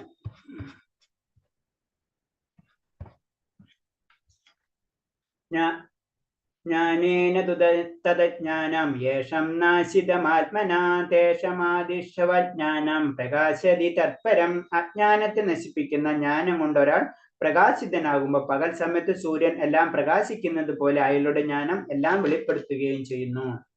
അപ്പൊ അജ്ഞാനത്തെ നശിപ്പിക്കുന്നത് എങ്ങനെയാണ്? ജ്ഞാനം കൊണ്ടാണ്. അതാണ് തമസ് സോമ ജ്യോതിർഗമ. ജ്യോതി കൊണ്ടാണ് തമസ്സിനെ നമ്മൾ നശിപ്പിക്കുന്നത്. അപ്പൊ അങ്ങനെ ആയിരിക്കണം. അപ്പൊ അങ്ങനെ വരുമ്പോൾ എല്ലായിടത്തും സൂര്യൻ പ്രകാശിക്കുന്നത് പോലെ അയാളുടെ ജ്ഞാനം വെളിപ്പെടും എന്നാ പറഞ്ഞു. കൃഷ്ണബോധം ഉദിപ്പിക്കുമ്പോൾ പകൽ വെളിച്ചം എന്ന പോലെ സർവ്വതും പ്രകാശിതമാവും. പ്രകാശിതമാവുമ്പോൾ എന്താണ്? നമുക്ക് എല്ലാവരും കാണാൻ പറ്റും. നമ്മൾ ഇപ്പൊ ഇരുട്ടിയിലാണ് തപ്പി നടക്കുന്നത്, അല്ലെ? പ്രകാശം കിട്ടിക്കഴിഞ്ഞാല് സത്യമേത് അസത്യമേത് അതേപോലെ തന്നെ ശരി ഏത് തെറ്റാണെന്ന് നമുക്ക് മനസ്സിലാവുള്ളൂ. അതാണ് നമ്മൾ കൃഷ്ണാബോധം എന്ന് പറഞ്ഞത്. കാരണം അറ്റ്ലീസ്റ്റ് നമുക്ക് ആ പരിശുദ്ധി ശരീരം കൊണ്ട് മനസ്സുകൊണ്ട് ബുദ്ധിപരമായിട്ടുള്ള പരിശുദ്ധിയിലേക്ക് കടക്കണം. ആ പ്രകാശം നമ്മളിലേക്ക് കടന്നാൽ മാത്രമേ നമുക്ക് ഇരുട്ടില് ഇരുട്ടാണ് നമുക്ക് വെളിച്ചം കിട്ടുക. ആ വെളിച്ചത്തില് നമുക്ക് സത്യം എന്താണെന്ന് മനസ്സിലാക്കാൻ കഴിയുള്ളൂ. അത് ചുരുക്കി പറഞ്ഞ ഒരു ആനനെ കൊണ്ട് ഇരുട്ടിക്കൊണ്ട് നിർത്തി കഴിഞ്ഞാൽ നമ്മ ആന ചെന്ന് പിടിച്ചു കഴിഞ്ഞാലോ കാല് പിടിക്കുമ്പോൾ തോന്നും തൂണാണെന്ന് തോന്നുന്നു അല്ലെ. ഇപ്പോഴത്തെ അവസ്ഥ അതാണ്. പക്ഷെ ഒരു വെളിച്ചം വന്നു കഴിഞ്ഞാൽ മനസ്സിലാവും അത് ആനയാണ്. അപ്പൊ ഇതാണ് പറഞ്ഞത്, അങ്ങനെ വെളിച്ചത്തെ എന്ന പോലെ സർവ്വതും പ്രകാശമായി തീരും. കൃഷ്ണനെ മറന്നവൻ തീർച്ചയായും പരിഭ്രാന്തരാവുക തന്നെ ചെയ്യും. കാരണം അവർക്ക് എന്താ ചെയ്യേണ്ടതെന്ന് അറിയില്ല. അത് പരിഭ്രാന്തരാവസ്ഥയിലേക്ക് എത്തും. കൃഷ്ണബോധം കൈവന്നൊരാൾ യഥാർത്ഥ ജ്ഞാനം ലഭ്യമാവും. ഈശ്വരന്റെ ഒരു പ്രതിനിധിയെ കണ്ടുമുട്ടുമ്പോൾ മാത്രം ഒരാൾക്ക് ഈശ്വരനെയും ഈശ്വരനുമായി തന്റെ ബന്ധത്തെ കുറിച്ച് അറിയാൻ കഴിയുന്നുള്ളൂ. അതാണ് ഗുരു സാക്ഷാൽ ഗുരു എന്ന് പറയുന്നത് ശരിക്കും ഭഗവാന്റെ തന്നെ പ്രതിനിധിയാണെന്ന് പറയുന്നത്. ശരിക്കും ഗുരു എന്ന് പറഞ്ഞാൽ ഭഗവാന് തുല്യം എന്താണ്, ഭഗവാന്റെ നമ്മ ശ്ലോകം പഠിച്ചില്ലേ, 4-ാം അധ്യായത്തിലല്ലേ പറഞ്ഞത്, 34-ാമത്തെ ശ്ലോകം അല്ലേ അത്, എന്താ പറഞ്ഞത്, അത് ഞാൻ വിട്ടുവല്ല. തദ്വിധി പ്രണിപാതേന പരിപ്രശ്നേയ സേവ ഉപദേശാന്തി ദേജ്ഞാനം ജ്ഞാനി നാസ്തസ്യ ദർശനം. ഒരു ആത്മീയ ഗുരുവിനെ സമീപിച്ച് സത്യത്തെ കുറിച്ച് അറിയാൻ കഴിയണം. കാരണം ഒരു ഗുരുവിൽ കൂടി മാത്രമേ നമുക്ക് എന്ത് മനസ്സിലാക്കാൻ പറ്റുള്ളൂ, ഈശ്വരന്റെ സത്യം നമുക്ക് മനസ്സിലാക്കാൻ പറ്റുള്ളൂ എന്ന് പറഞ്ഞത്. അതിന് ഈശ്വരന്റെ ഒരു പ്രതിനിധിയെ കണ്ടുമുട്ടുമ്പോൾ മാത്രം ഒരാൾക്ക് ഈശ്വരന്റെയും ഈശ്വരനുമായുള്ള തന്റെ ബന്ധത്തെ അറിയാൻ കഴിയുള്ളൂ. അതേവരെ നമ്മൾ എന്താണ്, ഇപ്പൊ നമ്മൾ സിമ്പിൾ ആയിട്ട് പറഞ്ഞു കഴിഞ്ഞാൽ വീട്ടിൽ നമ്മൾ ഇപ്പൊ LKG UKG ചേർക്കുന്നതിന് മുന്നേ നമ്മൾ വീട്ടിൽ ABCD ഒക്കെ പഠിപ്പിച്ചു തരാം അല്ലെ. ഇപ്പോഴത്തെ അവസ്ഥ നമ്മൾ അതാണ്. പഠിച്ചു കഴിഞ്ഞ് നല്ലൊരു ടീച്ചറെ കണക്ട് ചെയ്യുമ്പോഴോ അല്ലെങ്കിൽ നല്ലൊരു സ്കൂളിൽ ചെന്ന് ചേർക്കുമ്പോഴോ നമുക്ക് മുന്നിലേക്ക് പോകാൻ പറ്റും. ഒരു സിലബസ് ഉണ്ടാവും, നല്ലൊരു ടീച്ചേഴ്സ് ഉണ്ടാവും, അപ്പൊ കൂടുതൽ പഠിച്ചു. ഇത് തന്നെയാണ് ഇതിൽ പറഞ്ഞത്. ഒരു ഈശ്വരനെ പ്രതിനിധിയെ കണ്ടുമുട്ടുമ്പോൾ മാത്രമാണ് നമുക്ക് നമ്മളെയും ഈശ്വരനും നമ്മളെ ബന്ധത്തെ കുറിച്ച് നമുക്ക് മനസ്സിലാവുള്ളൂ. അതിനനുസരിച്ച് അതിന് ഗുരു സാധു ശാസ്ത്ര ഈ മൂന്നും കൂടെ വേണം നമുക്ക്. തനിക്ക് അധ്യാത്മ ജീവിതത്തിൽ വ്യക്തിത്വമുണ്ടെന്ന് മനസ്സിലാക്കുന്നതാണ് യഥാർത്ഥ ജ്ഞാനം. നമുക്കൊരു വ്യക്തിത്വമുണ്ട് എവിടെ, ആധ്യാത്മിക ജീവിതം. അപ്പൊ ആധ്യാത്മിക ജീവിതമുണ്ട്. ഇത് നമുക്ക് ഭൗതികമായിട്ടുള്ള ജീവിതം, അത് ആധ്യാത്മിക ജീവിതം. അവിടെ ഒരു വ്യക്തിത്വം നമുക്ക് നിലനിൽപ്പുണ്ട്. ആ വ്യക്തിത്വം ഉണ്ടെന്ന് മനസ്സിലാക്കുന്ന ഒരവസ്ഥ, അതാണ് യഥാർത്ഥ ജ്ഞാനം എന്ന് പറഞ്ഞത്. അതാണ് എന്ന് പറയുന്നത്. ഇവിടെ നമ്മൾ വായിക്കാൻ നോക്കാം, എന്നിട്ട് നമുക്ക് കീർത്തനത്തിലേക്ക് കടക്കാം. തദ്ബുധായസ്താത്മാനം സന്നിഷ്ഠാ തത്പരായണ ഗച്ഛന്ത് പുനരാവർത്തിം ജ്ഞാന നിർദോഷ കൽമഷ. ബുദ്ധിയും മനസ്സും വിശ്വാസവും ആശ്രയമെല്ലാം പരമ്പൊരുളിൽ ഉറപ്പിച്ചു നിർത്തുമ്പോൾ പരിപൂർണ ജ്ഞാനത്താൽ സംശയങ്ങൾ ഒഴിഞ്ഞ് മുക്തിമാർഗത്തിൽ മുന്നോറുന്നു. അപ്പോ നമ്മളെല്ലാതും ശരീരമായാലും മനസ്സാണെങ്കിലും എല്ലാ ആശ്രയവും ഭഗവാനില് പരിപൂർണമായിട്ട് നമ്മൾ അർപ്പിക്കുമ്പോഴാണ് നമ്മള് മുക്തിമാർഗത്തിലേക്ക് മുന്നേറാൻ കഴിയുള്ളൂ. അപ്പൊ അതാണ് നമ്മളിത് പ്രോസസ്സാണ്. ഭക്തി എന്ന് പറയുമ്പോ ഭക്തി നമ്മൾ പറഞ്ഞത് ഭക്തി പരിശീലിക്കാണ് നമ്മൾ ചെയ്യുന്നത്. അല്ലാണ്ട് നമ്മൾ ഭക്തരല്ല. നമ്മളെല്ലാവരും ജനറലായിട്ട് പറയുമ്പോൾ എല്ലാവരും ഭക്തരെന്ന് പറയും. പക്ഷെ നമ്മൾ എന്താണ്, ഭക്തി ഉണ്ടെന്ന് പറഞ്ഞിട്ട് കാര്യമില്ല. നമ്മൾ ഭക്തി പരിശീലിക്കണം. അങ്ങനെ പരിശീലിക്കുമ്പോഴാണ് നമ്മൾ ഉയർന്നു പോവുള്ളൂ. അപ്പൊ അതിൽ പറയുന്നത് കൃഷ്ണാവബോധം, കൃഷ്ണനാണ് പരമമായ അതീന്ദ്രിയ സത്യം. ഭഗവാനാണ് അതീന്ദ്രിയ സത്യം. അതീന്ദ്രിയം, ഇന്ദ്രിയങ്ങൾക്ക് അതീതമായിട്ടുള്ളത് ആ സത്യം ഭഗവാനാണ്. ഭഗവാൻ താനാണ് എന്ന കൃഷ്ണ പ്രഖ്യാപനമാണ് ഭഗവത്ഗീതയുടെ കേന്ദ്രബിന്ദു. ഭഗവാൻ തന്നെ പറഞ്ഞാണ് ഞാനാണ് എന്ന് ഭഗവാൻ നമുക്ക് പറഞ്ഞു തരണം. അപ്പൊ നമുക്ക് അതാണ് ഭഗവത്ഗീത എന്ന് പറഞ്ഞത് വേറെ ഒന്നുമല്ലത്. ഇത് ഭക്തിയാണ്, ഭഗവാനാണ്. അത് ആദ്യം തന്നെ മനസ്സിലാക്കണം. അപ്പൊ ഭക്തിയാണ് നമ്മൾ പഠിക്കുന്നത്, അല്ലെങ്കിൽ ഭഗവാനാണ് നമ്മൾ പഠിക്കുന്നത്. ഭഗവാനാണ് നമ്മൾ വേണ്ടതെന്ന് വെച്ച് കഴിഞ്ഞാൽ അതേ രീതിയിൽ ഭഗവത്ഗീതയെ നമ്മൾ കാണണം. മനസ്സും ബുദ്ധിയും വിശ്വാസവും എല്ലാം കൃഷ്ണനെ ആശ്രയിച്ചിരിക്കുമ്പോൾ, അഥവാ ആരാണോ തികച്ചും കൃഷ്ണപദത്തിൽ ഉറച്ചു നിൽക്കുന്നത് അയാളുടെ സംശയങ്ങളെല്ലാം നീങ്ങുകയും അതീന്ദ്രിയ വിഷയങ്ങളെ കുറിച്ച് പരിപൂർണ ജ്ഞാനം ഉദിക്കുകയും ചെയ്യുന്നു. അപ്പൊ മനസ്സും ബുദ്ധിയും എല്ലാതും ഭഗവാനിൽ ആശ്രയിക്കുമ്പോൾ നമ്മളെല്ലാ സംശയങ്ങളും മാറിക്കിട്ടിയിരിക്കും. കാരണം അത് ഭഗവാൻ തന്നെ ചെയ്തേരും. തദാമി ബുദ്ധിയോഗം എന്ന് പറയുന്നുണ്ട് ഭഗവാൻ. കാരണം നമുക്ക് അതിനനുസരിച്ചുള്ള ബുദ്ധി ഭഗവാൻ തന്നെ തന്നിരിക്കും. നമ്മളൊന്നും ചെയ്യണ്ട, ഭഗവാനെ ആശ്രയിച്ചാൽ മാത്രം മതി. ബാക്കി എല്ലാ കാര്യങ്ങളും അത് ചെയ്യേണ്ട രീതി എങ്ങനെയെന്നുള്ള കാര്യങ്ങളൊക്കെ ഭഗവാൻ തന്നെ നമുക്ക് ചെയ്തു തരുന്ന പറയുന്നത്. അതാണ് തദാമി ബുദ്ധിയോഗം എന്ന് പറയുന്നത് തന്നെ. കൃഷ്ണ അവബോധം സിദ്ധിച്ചാൽ കൃഷ്ണയിൽ ദ്വന്ദ്ഭാവം, ഒരേ സമയത്തിന് ഭേദവും അഭേദവും ഉണ്ടെന്നുള്ള സ്പഷ്ടമായി അറിയാൻ കഴിയും. കാരണം എന്ന് വെച്ച് കഴിഞ്ഞാൽ അപ്പൊ അതാണ് ബ്രഹ്മം എന്ന് പറഞ്ഞത് അല്ലെ. അല്ലെങ്കിൽ വ്യക്തത, അവ്യക്തത നമ്മൾ പറഞ്ഞേ. ഭഗവാന് രൂപമില്ല, ഭഗവാന് രൂപമുണ്ട്. അതാണ് ഭേദവും അഭേദം എന്ന് പറഞ്ഞത്. അത് ഉണ്ടോന്ന് വെച്ചാൽ ഉണ്ട്, ഇല്ലെന്ന് വെച്ചാൽ ഇല്ല. അതായത് വേറെ രീതി പറഞ്ഞാൽ നമ്മളെ രീതിയിൽ 1+1=2, 1 - 1 0. അങ്ങനെ അതിലില്ല.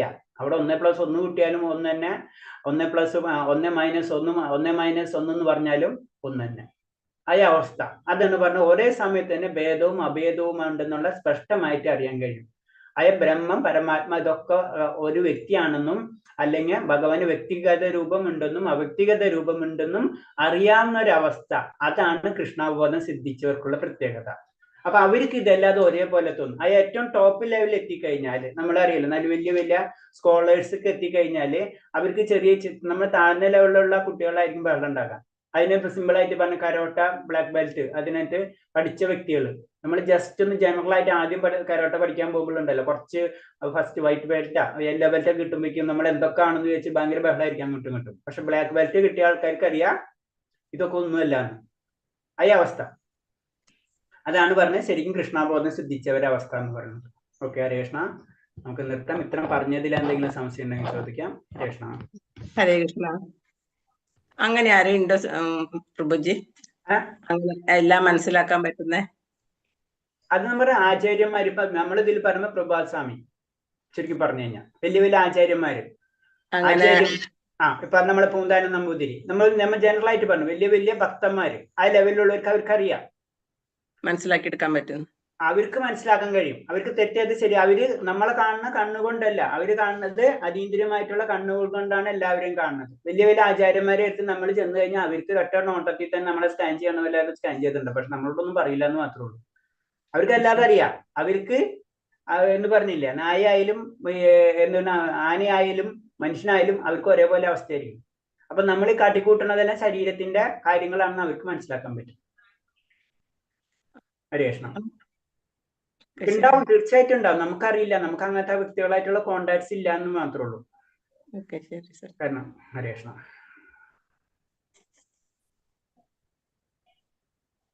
ഹരേ കൃഷ്ണ. ഇത്രയും പറഞ്ഞതിൽ വേറെ എന്തെങ്കിലും സംശയം ഉണ്ടോ? മൂന്നാമത്തെ ക്വസ്റ്റ്യൻ, ആ മായ ഇതിനെ പറ്റി ഒന്ന് പറയോ? ക്വസ്റ്റ്യൻ ആൻസർ നമുക്ക് ലാസ്റ്റ് ഡിസ്കസ് ചെയ്യാം മാതാജി. ക്വസ്റ്റ്യൻ അല്ല, എന്താ പറഞ്ഞത്? മായാവാദി സന്യാസി, മൂന്ന് വ്യത്യാസങ്ങൾ എന്താണെന്നുള്ളത് അത് നമ്മൾ ആദ്യം നമ്മൾ ഡിസ്കസ് ചെയ്തില്ലേ? നമ്മൾ ഇന്നലെ കുറെ സ്ലൈഡ് വെച്ചിട്ട് പറഞ്ഞിട്ടുണ്ടായിരുന്നില്ലേ? അതിൽ കുറെ പോയിന്റ്സുകൾ പറഞ്ഞല്ല ഞാൻ. പിന്നെ വലിയ കുറെ പോയിന്റ്സ് ഉണ്ടായില്ല, കുറച്ച് 2-3 പോയിന്റ്സ് ഞാൻ മാത്രം പറഞ്ഞോളൂ എന്ന് മാത്രമേ ഉള്ളൂ. നിർദ്ദിഷ്ട ചുമതലകൾ മുൻകൂട്ടി ശുദ്ധീകരണം ആവശ്യമാണ് മായാവാദി സന്യാസികൾക്ക്. മറ്റത് വൈഷ്ണവ സന്യാസികൾക്ക് പ്രക്രിയ തന്നെ ശുദ്ധീകരിക്കുന്നു. മൂന്നെണ്ണം പറയട്ടെ. ഓക്കെ, ഞാൻ പറയാം. ഒന്ന് പറയണെന്ന് വെച്ചാൽ നിർദ്ദിഷ്ട ചുമതലകൾ മുൻകൂർ ശുദ്ധീകരണം ആവശ്യമാണ്. ആർക്ക്? മായാവാദി സന്യാസികൾക്ക്. അവർക്ക് മുൻകൂറായിട്ട് തന്നെ ഇനിഷ്യലായിട്ട് തന്നെ പല കാര്യങ്ങളും അവർക്ക് ചെയ്യണം, പരിശുദ്ധീകരിക്കണം. പക്ഷേ വൈഷ്ണവ സന്യാസികൾ അല്ലെങ്കിൽ ഭക്തന്മാരെ സംബന്ധിച്ച് പ്രക്രിയ തന്നെ ശുദ്ധീകരിക്കുന്നതാണ്. അതിന് സ്പെഷ്യലായിട്ടുള്ള യാതൊരു മുൻകൂറായിട്ടുള്ള ഒരു കാര്യം ചെയ്യേണ്ടതില്ല. ഒന്ന്. രണ്ട്, കുറെ പോയിന്റ്സിൽ പിന്നെ രണ്ടാമത്തെ പോയിന്റ്സ് പറയാന്ന് വെച്ച് കഴിഞ്ഞാല് അവര് വേര് കണ്ടെത്തുക. ഇപ്പൊ നമ്മൾ പറഞ്ഞില്ല ബഹുനാം ജന്മനാമന്തേ എന്ന് പറഞ്ഞ പോലെ കുറെ ജന്മങ്ങൾ എടുക്കേണ്ടി വരും വേര് കണ്ടെത്താൻ വേണ്ടി. ഭഗവാൻ വിഷ്ണു ആണ് ഇതിനെല്ലാത്തിന്റെ കാരണക്കാരെന്ന് കണ്ടെത്താൻ അവർക്ക് വളരെയധികം സമയം എടുക്കേണ്ടി വരും. പക്ഷെ ഒരു വൈഷ്ണവനെ സംബന്ധിച്ച് ഭഗവാനാണെന്നറിയാം, ഭഗവാന്റെ കാര്യങ്ങൾ ചെയ്യുക. അതിന് വേരിന് വെള്ളം കൊടുക്കുക. രണ്ടാമത്തെ പോയിന്റ്. മൂന്നാമത്തേത് സന്തോഷമില്ല. ആർക്ക്? മായാവാദികൾ. അവർ വിരക്തിയാണ്, ഒന്നുമില്ലാത്ത ഒരു അവസ്ഥയാണ്. അപ്പൊ അവർക്ക് സന്തോഷം ഉണ്ടാവില്ല ഒരു കാര്യങ്ങളിലും.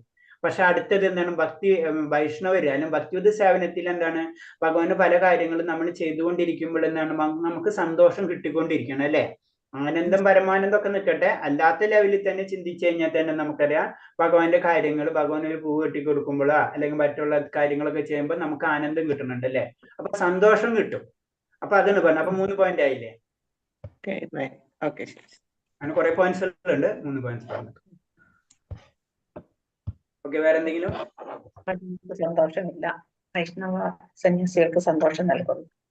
കുറെ പോയിന്റ്സുകളുണ്ട്. നമുക്ക് 3 പോയിന്റ്സ് പറഞ്ഞു മാത്രമേ ഉള്ളൂ. രേഷ്ണ. രത്നകുമാരി മാതാജി ഭയങ്കര സൈലന്റ് ആണ്, വളരെ സിമ്പിൾ ആയിട്ട് ചിരിച്ചുകൊണ്ടിരിക്കും മാതാജി. രേഷ്ണ, വേറെ സംശയങ്ങളൊന്നുമില്ല? അത് പറഞ്ഞിട്ടില്ലേ? ആ കഥ അറിയില്ലേ? ഭഗവാനെ തിരിച്ചറിയാനുള്ള മാർഗം യുദ്ധത്തില് ജരാസന്ധന്റെ യുദ്ധം പറഞ്ഞിട്ടില്ലേ? ഇല്ല, പറയണം. അതല്ലേ അതില് പറയുന്നത് കഴിഞ്ഞാല് ഭഗവാൻ യുദ്ധം ചെയ്യണം കേട്ടോ. ജരാസന്ധനല്ലേ 17 പ്രാവശ്യം തോറ്റത് ഭഗവാനായിട്ട്. ജരാസന്ധനായിട്ട് യുദ്ധം ചെയ്യുന്ന സമയത്ത് ജരാസന്ധന്റെ എന്താണ് സുഹൃത്തുക്കള്, അപ്പൊ സുഹൃത്തുക്കളും കൂട്ടുന്നു ജരാസന്ധനോട് കൂടി. അതിന് ജരാസന്ധനോട് കൂടുമ്പോ കൃഷ്ണൻ ആരെന്ന് എങ്ങനെ മനസ്സിലാക്കുന്ന ചോദിക്കും. അപ്പൊ ജരാസന്ധൻ പറയുന്നതാണ് ഈ യുദ്ധത്തിലും ചിരിച്ചുകൊണ്ടിരിക്കുന്ന വ്യക്തി ആരാണോ ആ വ്യക്തിയാണ് ഭഗവാൻ എന്ന് പറയുന്നത്. ഏത് പ്രശ്നത്തിലും ഭഗവാൻ ചിരിച്ചുകൊണ്ടിരിക്കും എല്ലാ സമയം അങ്ങനെ ജരാസന്ധൻ പറഞ്ഞു കൊടുക്കണം. ആ വ്യക്തി ആയിരിക്കും ഭഗവാൻ ശ്രീകൃഷ്ണൻ എന്ന് പറയാം. അതാണ് ഭഗവാന്റെ പ്രത്യേകത. നമ്മള് ഭഗവാനെ വേറെ രീതി ചിന്തിച്ച് കഴിഞ്ഞാൽ ഇഷ്ടപ്പെടാനുള്ള കാരണം എന്താണ്? ഭഗവാൻ എപ്പോഴും ചിരുമന്ദസ്മി എന്ന് പറഞ്ഞാൽ ഏത് സമയത്തും സന്തോഷവാനാണ് ഭഗവാൻ. അത് തന്നെ വലിയൊരു നമുക്ക് തന്നിട്ടുള്ള ഒരു മോട്ടിവേഷനാണ്. ജീവിതം അങ്ങനെയാണ് എടുക്കേണ്ടതെന്നാണ് പറയുന്നത്. കാരണം ഒരു പോയിന്റ് അല്ല, പല പോയിന്റ്സുകളും നമുക്ക് ഭഗവാനിൽ നിന്ന് പഠിക്കാൻ പറ്റും. അതായത് ഭൗതികതയും ആത്മീയതയും പ്രേമവും ഇതൊക്കെ നമുക്ക് കിട്ടും. ഹരേ കൃഷ്ണ. അതല്ലേ നമ്മൾ ഗ്രന്ഥത്തിന് അത്ര ഇമ്പോർട്ടൻസ് കൊടുക്കുന്നത്. പല ആംഗിളിൽ കാണാൻ പറ്റും. ഇത് ഇവരൊക്കെ കിട്ടിക്കഴിഞ്ഞാൽ വേറെ രീതിയിൽ എടുക്കും, നിരീശ്വരവാദികൾ എടുക്കും. അത് സയന്റിസ്റ്റിന് കിട്ടിക്കഴിഞ്ഞാൽ അവർ വേറെ രീതിയിൽ എടുക്കും. ഇത് എന്താ പറയുന്നത്, മാനേജ്മെന്റ് ലെവലിൽ കിട്ടിക്കഴിഞ്ഞാൽ അവർ വേറെ രീതിയിൽ എടുക്കും. പക്ഷെ അതൊന്നല്ല. ഇത് എന്ന് പറഞ്ഞത് ഭക്തി ഭഗവാനാണ്. അതാണ് മനസ്സിലാക്കേണ്ടത്. ഹരേ കൃഷ്ണ. വേറെ എന്തെങ്കിലും സംശയം ഉണ്ടോ? ഹരേ കൃഷ്ണ പ്രഭുജി, നമുക്ക് അങ്ങോട്ട് പോകാനുള്ള വഴിയുണ്ടോ? എവിടേക്ക്? ചിരിച്ചുകൊണ്ടിരിക്കാനേ. നമുക്ക് എപ്പോഴും ഇങ്ങനെ കൃഷ്ണനെ പോലെ ചിരിച്ചുകൊണ്ടിരിക്കാനുള്ള വല്ല വഴിയുണ്ടോന്ന് ചോദിക്കുകയാണ് ഞാന്. അതിന്റെ വഴിയാണ് നമ്മൾ പറഞ്ഞ. ആദ്യം നമ്മൾ അറ്റ്ലീസ്റ്റ് മിനിമം നമുക്ക് IAS ഓഫീസർ ആവണമെന്ന് ആഗ്രഹം ഉണ്ടെങ്കിൽ അറ്റ്ലീസ്റ്റ് നമ്മൾ ABCD പഠിക്കുക. അപ്പൊ നാമജപം നമ്മൾ സ്റ്റാർട്ട് ചെയ്യണം. മിനിമം നാമജപാണ്. പിന്നെ നമുക്കറിയില്ല ഭക്തന്മാര് ആരൊക്കെയാണ്. അറ്റ്ലീസ്റ്റ് നമ്മൾ ഇത്തരം ഭക്തന്മാര് ഒന്നിച്ചു കൂടിയിട്ടുണ്ട്. ഈ പ്രഭുവിനെ അവിടെ കണ്ടിട്ടുണ്ടല്ലോ, ഒന്ന് കൊണ്ടുപോകാന്ന് വിചാരിച്ചു കഴിഞ്ഞാൽ നമ്മൾ രക്ഷപ്പെടും. മനസ്സിലായി? അതാണ് പറഞ്ഞ സാധുസംഘത്തിന് നമ്മൾ നിൽക്കണം എന്ന് പറയുന്നത്. അതിന്റെ ശരിക്കും അത് ഉള്ള കാര്യമാണ്. ഇൻഡയറക്റ്റായിട്ട് പറയണെന്ന് വെച്ച് കഴിഞ്ഞാല് കഥകൾ ഇങ്ങനെ നീണ്ടുപോകും. കാരണം എന്ന് വെച്ച് കഴിഞ്ഞാല് ഭക്തന്മാര് എല്ലാ ആത്മാക്കളും ഒരേപോലെ ആയിരിക്കും യാത്ര ചെയ്യുക. അതായത് ഒരേ രീതിയിലുള്ളത്. അതിനെ സിമ്പിൾ ആയിട്ട് ചിന്തിച്ചാൽ മതി. നമ്മുടെ കുടുംബത്തിൽ നമ്മൾ എല്ലാവരും പല ആത്മാക്കളാണല്ലോ. പക്ഷെ ഒരു കുടുംബത്തിൽ എന്തുകൊണ്ട് വന്ന് ജനിച്ചു? മനസ്സിലായി? ഇതൊക്കെ ഇന്റർ കണക്റ്റഡ് ആണ്. നമ്മൾ പറയുമ്പോൾ പലതും ഉണ്ട്. ഓക്കെ. അപ്പൊ അതേപോലെ തന്നെ ഒരു ചില ആക്സിഡന്റുകൾ വരുമ്പോ അവർ കുറച്ച് പേര് പല സ്ഥലത്തു നിന്നൊക്കെ വന്നിട്ട് മരിച്ചു പോകുന്നുണ്ട്. എന്താ കാരണം? ഇതൊക്കെയല്ല ചിന്തിക്കുന്നത്. വലിയ വലിയ ആചാര്യന്മാര് ചിന്തകൾ അങ്ങനെയാണ് അവര് പോണത്. അപ്പൊ നമുക്ക് ചാൻസ് കിട്ടും പ്രഭു. ഹരേ കൃഷ്ണ. നമ്മള് ഒരിക്കലും വിശ്വാസം അല്ല, നമ്മളെ 84 ലക്ഷത്തിലെ ഏതെങ്കിലും ഒരു ഭാഗത്ത് ആരെങ്കിലും ഒക്കെ ആയിട്ട് പണ്ടുള്ള കോണ്ടാക്ട് ഉണ്ടാവും. കഴിഞ്ഞ ജന്മത്തിൽ എവിടെയെങ്കിലും ഒക്കെ ഇപ്പൊ എല്ലാവരും കൂടി ഒരുമിച്ച് കൂടിയതായിക്കൂടായി കണ്ടോ? ഇല്ല. അതൊക്കെ ഉണ്ടാവാം, തീർച്ചയായിട്ടും ഉണ്ടാവാം. പിന്നെ ഭഗവാൻ ഭയങ്കര സൂത്രമാണ്. കാരണം ആദ്യം നമ്മൾ പഠിപ്പിക്കുന്ന എന്താണ്? സ്വല്പം അഭ്യസ്യത്രായതോ മഹത്വോ ഭയതെന്ന് പറഞ്ഞു. കുറച്ചെങ്കിലും ചെയ്യാനാണ് പറയുന്നത് നമ്മളോട്. മനസ്സിലായേ? ആദ്യം നമ്മൾ ചെറിയ കുട്ടികളെ ആദ്യം പഠിപ്പിക്കണ പോലെ തന്നെ മോനെ ഇതൊന്ന് പഠിച്ചെന്ന് പറഞ്ഞിട്ട് ബാക്കിയൊന്നും പഠിക്കണ്ടെന്ന് പറഞ്ഞ പോലെ ഇത് പഠിപ്പിക്കും. അത് കഴിഞ്ഞ് ലാസ്റ്റ് വരുമ്പോ ഭഗവാൻ പറയണേ കുറച്ചും കൂടെ പഠിക്കാനുണ്ടെന്ന് പറഞ്ഞിട്ടാണ് ലാസ്റ്റ് സർവ്വധർമ്മം പരിത്യാജ പറഞ്ഞത്. അപ്പൊ നമ്മൾ പതുക്കെ ഒറ്റയടിക്ക് പറ്റില്ല. എത്ര ജന്മങ്ങൾ വേണമെന്ന് നമുക്കറിയില്ല. നമ്മുടെ പറയില്ല, ട്രെയിനിൽ കയറി ഇരിക്കുകയാണ്, ഇറങ്ങിയിരുന്ന് മാത്രമേ ഉള്ളൂ. ശരി പ്രഭുജി, വളരെ സന്തോഷം. ഹരേ കൃഷ്ണ. ഹരേ കൃഷ്ണ. ഹരേ കൃഷ്ണ പ്രഭു. വേറെ എന്തെങ്കിലും? പ്രഭുജി പറഞ്ഞല്ലോ ഉന്നത ലോകവും അബോധ ലോകവും എന്ന് പറഞ്ഞല്ലോ. മരണശേഷം നമ്മള് പോണത് അങ്ങനെ പറഞ്ഞു. ഒന്ന് വ്യക്തമായി അതല്ല, ഉന്നത ലോകവും അധോ ലോകവും. അത് ഉന്നതമായ ലോകങ്ങൾ നമ്മൾ പറയില്ലേ. സാധാരണ ഇതിന് പറയുമ്പോൾ 17-14 ലോകങ്ങൾ: ഭൂലോകം, ഭൂർലോകം, സ്വർലോകം, ജനകലോകം, മഹർലോകം, ബ്രഹ്മലോകം പോലെ ഇങ്ങനെ നമ്മൾ 17 താഴത്തേക്ക് വരുമ്പോ അതളം, വിതളം, സുതളം അങ്ങനെ വരുമ്പോ പാതാളം വരെ ഉള്ളത്. അപ്പൊ പല ലോകത്തിലേക്ക് നമുക്ക് കടക്കാൻ പറ്റും. അപ്പൊ നമ്മൾ മരണശേഷം നമ്മളെ ആത്മാവ് നമ്മൾ ചെയ്ത കർമ്മഫലങ്ങൾ എങ്ങനെയെന്ന് അറിയില്ല. അപ്പൊ അതിനനുസരിച്ചുള്ള ജന്മങ്ങളായിരിക്കും നമുക്ക് കിട്ടാം. അപ്പൊ നമ്മുടെ ശരീരത്തിൽ നിന്ന് ആത്മാവ് വെടിയുന്ന സമയത്ത് ആത്മാവ് പോണ ഇത് നമുക്ക് നോക്കാം. ഈ 9 താരങ്ങളിൽ ഏതെങ്കിലും ഒന്നിൽ കൂടി ആയിരിക്കും പോവാ ആത്മാവ്. അപ്പൊ അത് നോക്കിയിട്ട് തന്നെ ശാസ്ത്രങ്ങൾ അനുസരിച്ച് പറയാൻ പറ്റും എന്ന് പറഞ്ഞു. അറ്റ്ലീസ്റ്റ് ഉന്നത ലോകത്തിലേക്കാണ് പോയിട്ടുള്ളത്, അല്ലെങ്കിൽ അതോ ലോകത്തിലേക്കാണ് പോയിട്ടുള്ളത്. നമുക്ക് തന്നെ മനസ്സിലാക്കാൻ പറ്റും. നമുക്ക് മനസ്സിലാക്കാൻ പറ്റും. അപ്പൊ ചിലർ പറയുന്നുണ്ട്, എനിക്ക് മുഴുവൻ അതിനെപ്പറ്റി അധികാരിയായിട്ട് അറിയില്ല, പറയുന്നിട്ടുണ്ട് ബ്ലഡ് വരും എന്ന് പറഞ്ഞു. ഇപ്പൊ കണ്ണിന്റെ അവിടെ, അല്ലെങ്കിൽ തലയുടെ അവിടെ, മൂക്കിന്റെ അവിടെ, വായരിൽ നിന്നൊക്കെ അങ്ങനെ ചെറിയ ബ്ലഡിന്റെ ഒരു ഇത് വരാം. അപ്പൊ അവിടെ കൂടെയാണ് പോകണമെന്ന് പറഞ്ഞു. അത് എനിക്ക് ആധികാരികമായിട്ട് എനിക്ക് അറിയില്ല, ഇങ്ങനെ പറഞ്ഞു കേട്ടിട്ടുള്ള ഞാൻ പറഞ്ഞു മാത്രം. ഹരേ കൃഷ്ണ. ഓക്കെ, നമുക്ക് നിർത്താം. അപ്പൊ നമുക്കിനി ആരാ ശ്ലോകം കീർത്തനം ചൊല്ലുന്ന ആരെങ്കിലും ഉണ്ടോ? കൃഷ്ണ പൂജ ആരും പേര് തന്നിട്ടില്ല. ജയലക്ഷ്മി മാതാജി ചൊല്ലാന്ന് പറഞ്ഞിന്ന് ഇന്നലെ വന്നിട്ടില്ല. ഓക്കെ, കുഴപ്പമില്ല. അപ്പൊ വന്നിട്ടില്ല മാതാജി. ശരി, കുഴപ്പമില്ല. നമുക്ക് നാളെ നോക്കാം. കുഴപ്പമില്ല, സമയമായി. അപ്പൊ നമുക്ക് നിർത്താം. പഞ്ചകൽപ്പതരൂപച്ച കൃപാസിന്ദേഭ്യ പതിനാം ഭാവനേഭ്യ വൈഷ്ണവേഭ്യ നമോ നമ അനന്തകോടി വൈഷ്ണഭക്തക്കിച്ച് പ്രഭാതിക്കിച്ച് ഗുരുദേവിച്ച്. ഹരേ കൃഷ്ണ. എല്ലാവർക്കും പ്രണാമം. അപ്പൊ നാളെ കാണാം. ഹരേ കൃഷ്ണ. ഹരേ കൃഷ്ണ. ഹരേ കൃഷ്ണ.